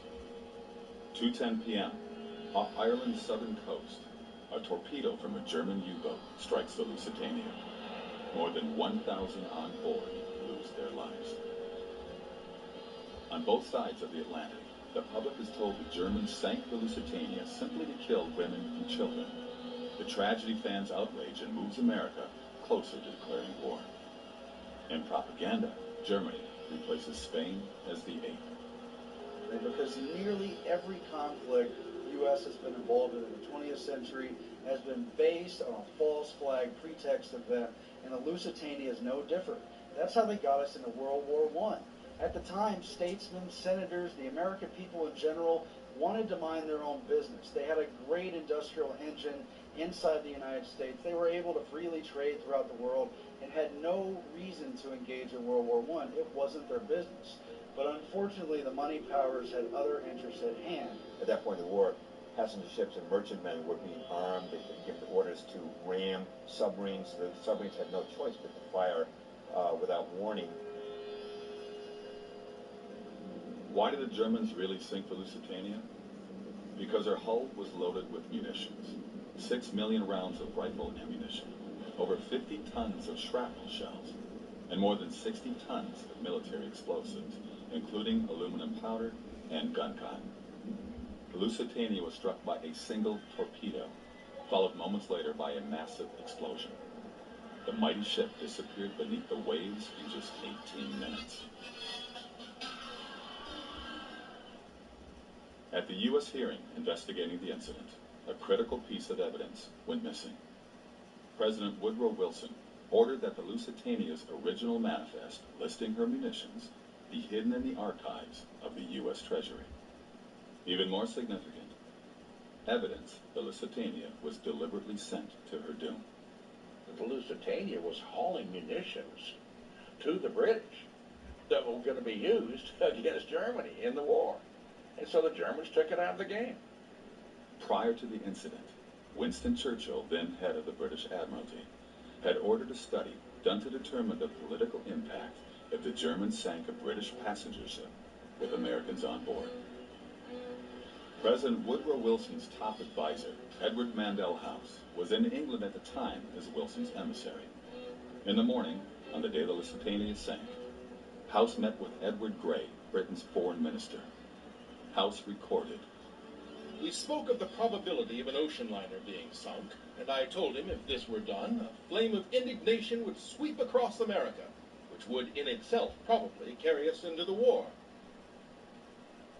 House and Grey then met with King George V at Buckingham Palace. House wrote, We fell to talking, strangely enough, of the probability of Germany sinking a transatlantic liner. The king said, Suppose they should sink the Lusitania, with American passengers on board.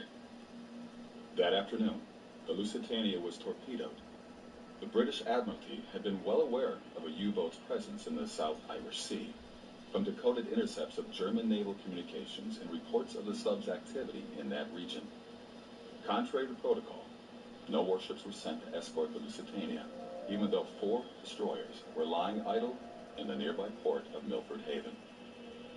Commander Joseph Kenworthy, then in British Naval Intelligence, wrote, The Lusitania was sent at considerably reduced speed into an area where a U-boat was known to be waiting, and with her escorts withdrawn.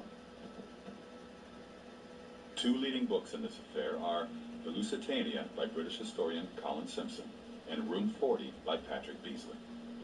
Beasley, considered the leading authority on the history of British naval intelligence, wrote, I am reluctantly driven to the conclusion that there was a conspiracy deliberately to put the Lusitania at risk, in the hopes that even an abortive attack on her would bring the United States into the war. When the ship was blown up containing American passengers, it became the raison d'entrée into World War I. It was an outrageous and insidious enough event that Americans were reluctantly able to muster themselves and enter the war.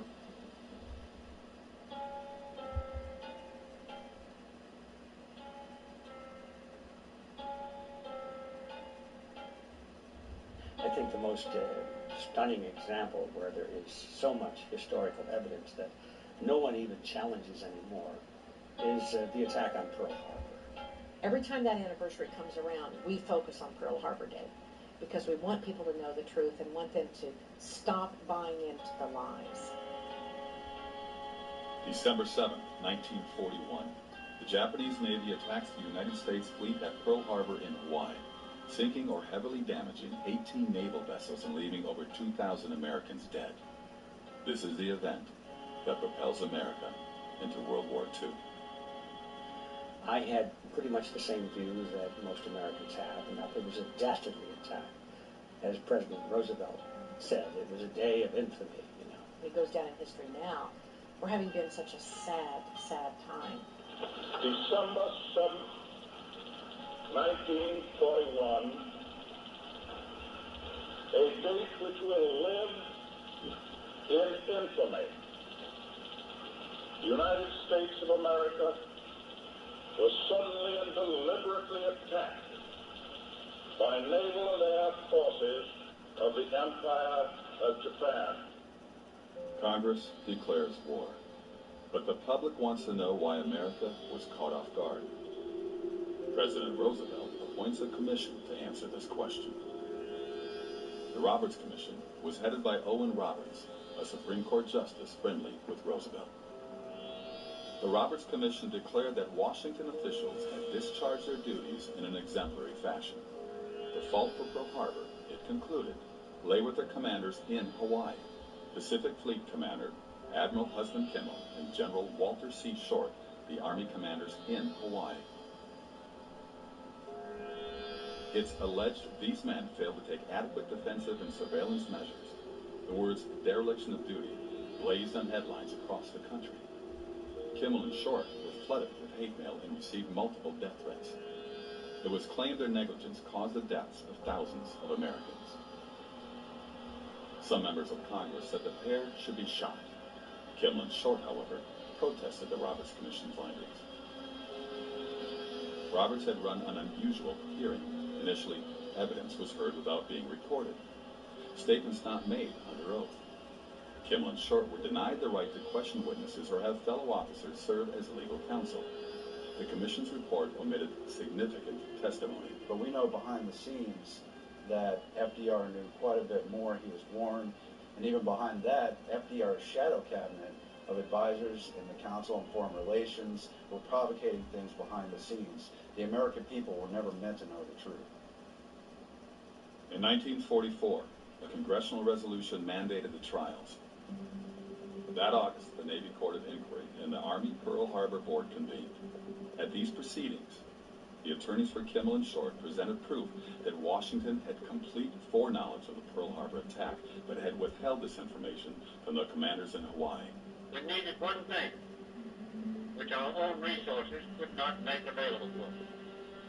That vital need was the information available in Washington from the intercepted dispatches, which told when and where Japan would probably strike.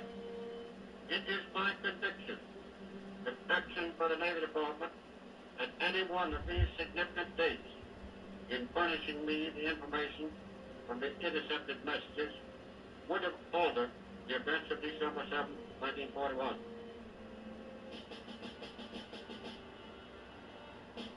Outraged, the Navy Court exonerated Admiral Kimmel and laid the blame squarely on Washington, D.C. The Army Pearl Harbor Board concluded Washington had full foreknowledge of the attack. Its report closed with these words. Up to the morning of December 7, 1941, everything that the Japanese were planning to do was known to the United States. But the American people did not learn the results. The Roosevelt administration ordered the trial verdicts to be made confidential. He discovered later that his own superiors had gone to great lengths to make sure that he, Admiral Kimmel, did not have the information that was available in Washington. Why was the fleet in Pearl Harbor when Franklin D. Roosevelt ordered the U.S. Pacific Fleet to move from the west coast to Pearl Harbor? The fleet commander, J.O. Richardson, went to Washington and he protested this decision. He said, Mr. President, our ships will be boxed in like sardines in Pearl Harbor. Hawaii is approachable from 360 degrees by eventual attackers. will have to resupply across 2,000 miles of Pacific. The only reason President Roosevelt could give Richardson for putting the fleet in Pearl Harbor was he said it would deter Japanese aggression. Well, as of December the 7th, 1941, everyone knew that putting the fleet in Pearl Harbor did not deter Japanese aggression. A breakthrough came in 1982 with the publication of Infamy by John Toland, the Pulitzer Prize winner known as the Dean of World War II historians. By the time of Toland's book, witnesses and information had emerged that had been previously unavailable.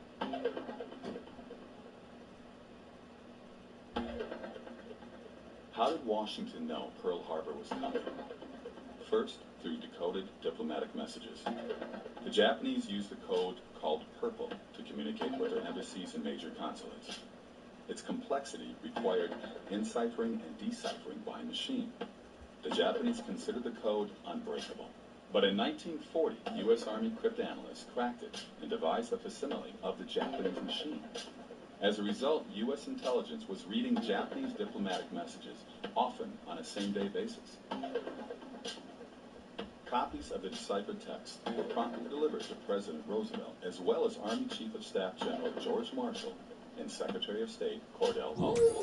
These messages revealed that the Japanese planned to rupture relations with America and had ordered their Berlin embassy to inform the Germans, their allies, that the breaking out of war may come quicker than anyone expected. We were not going to go back into Europe because it had cost so many American lives in World War I, which was already dubbed the war to end all wars. Why would we possibly go back again when the American people knew full well it wasn't in their interest? Pearl Harbor was absolutely necessary because, like all Democrats, FDR ran on a non-intervention and no-war platform. There's absolutely no way that the people would have again been sucked into this meat grinder. So although that is not classically a false flag, because the Japanese actually did the attack, it fits under that umbrella because we find out that the U.S. government wanted the Japanese to attack. They left certain ships all next to each other so they could be more easily hit, and got the more expensive and newer and more capable ships out of there so that they would not become collateral damage. Brigadier General Elliot Thorpe was the U.S. military observer in Java, then under Dutch control. In early December 1941, the Dutch Army decoded a Japanese dispatch forecasting an attack on Hawaii. They passed the information to Thorpe, who was so alarmed he sent Washington a total of 4 warnings. Finally, the War Department ordered him to send no further warnings regarding Pearl Harbor. Duško Popov was a Yugoslavian double agent whose true allegiance was to the Allies. Through contact with the Germans, Popov realized the Japanese were planning to bomb Pearl Harbor. He notified the FBI. Subsequently, FBI Director J. Edgar Hoover stated that he had passed this information on to Roosevelt. Iowa Senator Guy Gillette and Texas Congressman Martin Dies also later stated they had received advance information concerning the attack, which they shared with the president. Roosevelt told them to leave it in his hands. In Day of Deceit, The Truth About FDR and Pearl Harbor, Robert Stennett proved, from documents obtained through the Freedom of Information Act, that Washington was not only deciphering Japanese diplomatic messages, but naval dispatches also. The most significant was sent by Admiral Yamamoto to the Japanese First Air Fleet on November 26, 1941.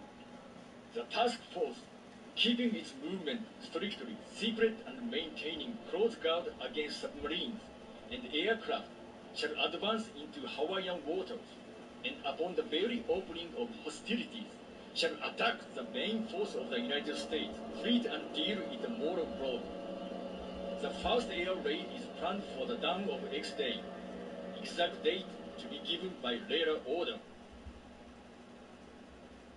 Whether we're looking at something like Pearl Harbor, which is now an admitted false flag event, or it's an event that was clearly allowed to occur, it was known about, and no action was taken to prevent it or stop it.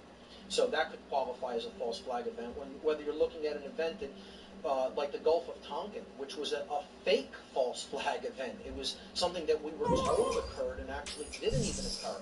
This has been called by some researchers, like David Icke, for example, as no problem reaction solution. You don't even have to have the actual physical event take place. You only need the perception of it to take place. In retaliation for this unprovoked attack on the high seas, our forces have struck the bases used by the North Vietnamese patrol craft. In many cases, these individuals who plan these events, they're playing chess. Well, we're not even playing checkers yet. You know, we have to understand what they're doing. The event isn't as important as the underlying psychology that the event is done to elicit. And until we understand that pattern, we're not going to be streetwise to the technique. In the event of a further attack upon our vessels in international waters, we are to respond with the objective of destroying the attackers. Look at those Vietnamese, man, up in north. We better stop them right away. If we don't stop those communist North Vietnamese, they're going to take over South Vietnam, then Thailand, and Laos, and then Cambodia. And before you know it, those dominoes will be falling until they hit the shores of California. Now, you could say I sound like a lunatic for saying something so stupid.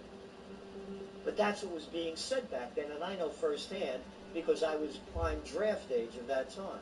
These guys are professionals at it. They know how to take advantage of it. And, of course, one of the most horrible ones in our lifetime was in August of '64 when Lyndon Johnson faked the Gulf of Tonkin. In 1964, Congress passed the Tonkin Gulf Resolution, authorizing President Lyndon Johnson to escalate the Vietnam War, to which he committed hundreds of thousands of troops. The justification given for the resolution was two alleged attacks on U.S. destroyers by Vietnamese torpedo boats in the Tonkin Gulf, August 2nd and August 4th, 1964. Johnson described the first attack as an unprovoked assault against a routine patrol. Actually, the destroyer was supporting a South Vietnamese military operation against the North. The second attack never occurred. Admiral James Stockdale, recipient of the Congressional Medal of Honor, was then a pilot stationed in the Tonkin Gulf. Later shot down, he spent 7 years in a POW camp. After returning home, he summarized his experiences in his book, In Love and War. Stockdale was called to the scene of the alleged August 4th attack, but saw no Vietnamese boats during 1.5 hours of overflight. Well, I was over those destroyers for over an hour and a half, below 1,000 feet, lights off, watching everything they did. I could hear them chit-chatting on the radio, the Maddox and the Joy. They seemed to have some intermittent radar targets. I took it upon myself to get out there where they thought a boat was and try to kill it if they didn't. But it was fruitless. And I'd go down there and there was nothing. I felt it was a bad portent that we seemed to be under the control of a mindless Washington bureaucracy, vain enough to pick their own legitimacies regardless of the evidence. Today, very few people dispute that the Tonkin Gulf incident didn't take place. Later, it was revealed that the Tonkin Gulf Resolution was written before the alleged incident. The document was simply awaiting on an excuse to activate it. The whole Gulf of Tonkin incident. A lie by slimy little people like Robert McNamara and LBJ. And every one of those people knew it was a lie, and they sacrificed the lives of 60,000 American boys, destroyed the lives, limbs, and minds of hundreds of thousands of others, killed over 3 million Vietnamese, napalmed it, Agent Oranged it on lives. They died in a just cause for defending freedom, and they will not have died in vain. The main justification currently given for the Iraq War, bringing freedom and democracy to the Iraqi people, was not the original reason presented. The next mushroom cloud you see, maybe one of Saddam Hussein's weapons. You remember that one? Last November 8th, this council passed Resolution 1441 by unanimous vote. The purpose of that resolution was to disarm Iraq of its weapons of mass destruction. it was claimed Saddam Hussein possessed weapons of mass destruction, or WMDs, threatening world security. This council placed the burden on Iraq to comply and disarm, and not on the inspectors to find that which Iraq has gone out of its way to conceal for so long. There is only one truth, and therefore, I tell you, as I have said on many occasions before, that Iraq has no weapons of mass destruction whatsoever. After the invasion, Chief U.S. Weapons Inspector David Kay acknowledged months of searching had turned up no weapons of mass destruction in Iraq. In his opinion, they hadn't existed there since the 1991 Gulf War. Why aren't there any war crime tribunals for these people? Who knew what when? Either you are with us, or you are with the terrorists. In the interview with Scott Ritter, who was the UN's chief weapons inspector in Iraq, who affirmed that there were no weapons of mass destruction in Iraq after the original Gulf War of 1991. Weapons of mass destruction, I thought, who could believe this? I mean, who's believing this yellow cake from Niger story and the whole thing? And still no accountability for the fact that we went into another country looking for weapons that weren't there, and we killed 500,000 people. One thing that the Bush administration did a very good job of, with the help of media, was to shift the focus away from any reality of weapons, terrorism.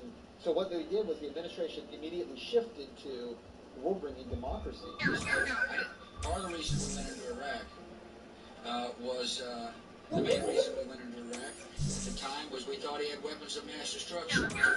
He didn't, but he had the capacity to make weapons of mass destruction. But I also talked about the human suffering in Iraq, and I also talked the need to advance a freedom agenda. And still to this day, there are people, especially neocons, who believe that argument.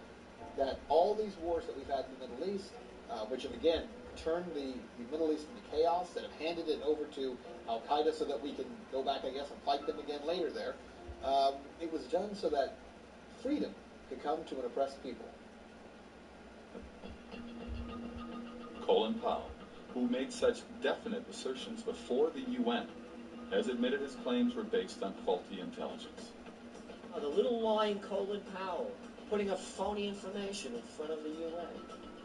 He's Saddam Hussein's mobile weapons of mass destruction. It's one lie after another. Looking at these wars, Spanish-American, World War II, Vietnam, and Iraq, one could soundly argue that in each war, American involvement was based on a deception, false pretext, or to put it charitably, mistaken pretext. One lie after another. Keep pouring them out. These are sick people, and nobody wants to call a spade a spade. Could this really be one giant coincidence? Patterns of this scale generally do not happen by accident. To find the answer, deeper questions remain. When our country was founded, it was founded by an elite group. The founding fathers were the educated ones, the ones that had land, the ones who had studied in Europe, the ones who had read history and philosophy. And thank God it was that way. It's still true in America today, but the elite has changed. It's a great debate of whether or not we're founded on our lineage and our heritage of the Constitution and Bill of Rights, or from hidden interests. Who runs the country? Well, the political parties run the country, but we all know the political parties actually don't do anything on their own. I think the reality is that we're probably ruled, for the most part, by an oligarchy. People still elect members of Congress, but beyond that, once someone is in Congress, the special interest groups take over, the lobbying firms take over, very wealthy families take over, and the people have absolutely no voice. A super elite, very powerful, very wealthy individuals who have, I will use the word, conspired together to take advantage of the opportunities afforded them in their positions of power and influence to pretty much determine the direction and the course of our country, irrespective of the wishes of the American people. I think in any culture, in any country, you can look to who has the money. The people with the money typically tend to wield the power. And the best way to do that is to do it from behind the scenes, because then if people become angry with the way power is being wielded, they don't come after you, they come after the puppet standing in front of you. We all know about a lot of wealthy people, Warren Buffett and Donald Trump, and but these are the guys that you hear about. The people, they've got lots of money, yeah, but the people with the real power, you don't even hear their names. We start seeing all of these names of large corporations that come together over and over again, and then they get intertwined into events that take place, and we start to see there's a pattern and there is a real agenda. In America's 60 Families, Ferdinand Lundberg wrote, "The United States is owned and dominated by a hierarchy of its 60 richest families, functioning discreetly in a de jure democratic form of government, behind which a de facto government, absolutist and plutocratic, has gradually taken form. This de facto government is actually the government of the United States, informal, invisible, shadowy." Among the 60 families Lundberg named were the Rockefellers, Morgans, Mellons, Vanderbilts, DuPonts, Astors, and Warburgs. Through inherited fortunes, they remained entrenched in power from one generation to the next. These families frequently acted in concert to pre-select presidential candidates of both Republican and Democratic parties, and, as Lundberg documented, acquired sweeping ownership of America's major newspapers. For the last several decades, let's admit, the powers that be have pretty much been the ones that have really made the decisions irrespective of the will of the American people. This power structure has been called the establishment. Syndicated columnist Edith Kermit Roosevelt, granddaughter of President Theodore Roosevelt, described it. Establishment is a general term for the power elite in international finance, business, and government, who wield most of the power regardless of who is in the White House. Most people are unaware of the existence of this legitimate mafia, yet the power of the establishment makes itself felt from the professor who seeks a foundation grant to the candidate for a cabinet post or State Department job. It affects the nation's policies in almost every area. In America, in principle, power is supposed to belong to the people. Voting sustains the public perception that it retains power. However, the establishment has ways of getting around our electoral system. First, through their influence within the major parties as well as the media, they can usually predetermine the Democratic and Republican nominees for president. For years, I would tell people, if you don't go vote, you haven't got any right to gripe about what goes on, because you're just not even part of the process. But I've quit saying that, because now, even if you do go vote, in many instances, it doesn't really matter. Oh, and I love the baloney that they keep shoving out every election. You know, if you don't vote, then you get what you deserve. No, if you vote, you get what you deserve. The lesser of two evils? What sick person would vote for a lesser of two evils? In 1976, Jimmy Carter was elected president. 7 months before the Democratic convention, the Gallup poll reported less than 4% of registered Democrats favored Carter for president. Outside Georgia, where he was governor, few people knew who he was. What happened? There's a new mood in America. We've been shaken by a tragic war abroad and by scandals and broken promises at home. Carter received a media blitz, including adulatory pieces in the New York Times and a Wall Street Journal editorial declaring him the best Democratic candidate. The TV networks inundated the public with his image.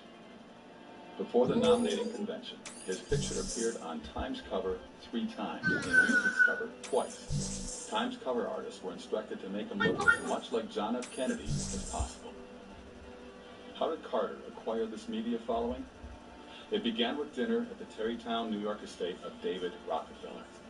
Present was Zbigniew Brzezinski, who helped Rockefeller found the Internationalist Trilateral Commission, and whom Carter would later appoint National Security Advisor.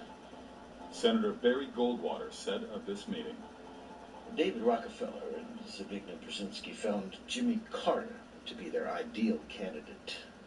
They helped him win the nomination and the presidency, To accomplish this purpose, they mobilized the money power of the Wall Street bankers and the media controllers.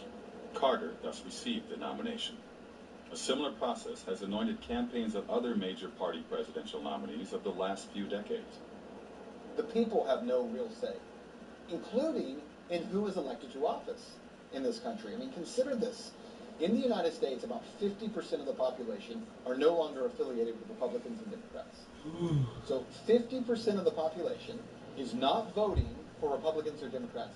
Tell me which national election, member of the House, member of the U.S. Senate, a president has been elected in the last 100 years who was not a member of one of those parties. Now, how is it possible that half the country isn't voting for Republicans or Democrats because they're not affiliated with those parties, and yet those are the only two options that we still have? I mean, I think that demonstrates to people how corrupt the system is, because you are literally kept from having any other option and any other choice. Because of the manipulation of the mainstream media, public education, most of the entertainment world, as well as the political world, so many of the American people are sedated, and they do not engage in the areas in which they could make a difference. The good news is, I think we're hitting a tipping point where the people, you're not hitting critical mass, obviously, when you have 50% of the country that's no longer a part of it, where, it just takes a very small minority now to really push things in a different direction. We had George Bush trying to get reelected, and John Kerry was his adversary, alleged. As it turned out, there was massive electronic vote fraud in the swing states, Ohio. It turned out that John Kerry actually won. It was given to Bush. A year or so later, there's a young law student down in the University of Florida, and John Kerry is speaking down there. And the law student had the cojones to go over and get in front of the microphone when they asked him, when they opened it to questions. And he asked John Kerry, how come he didn't make more of a squawk about this? You won the 2004 election. Isn't that amazing? You won in 2004. Because obviously he had won. It would have been the difference between not only him being president, but what a different party would be in, and it was a very powerful question. You know what the response was? John Kerry gave a little nod or something, because the next thing we know, there's a goon squad of about 6 that come and drag the young law student right out of the auditorium.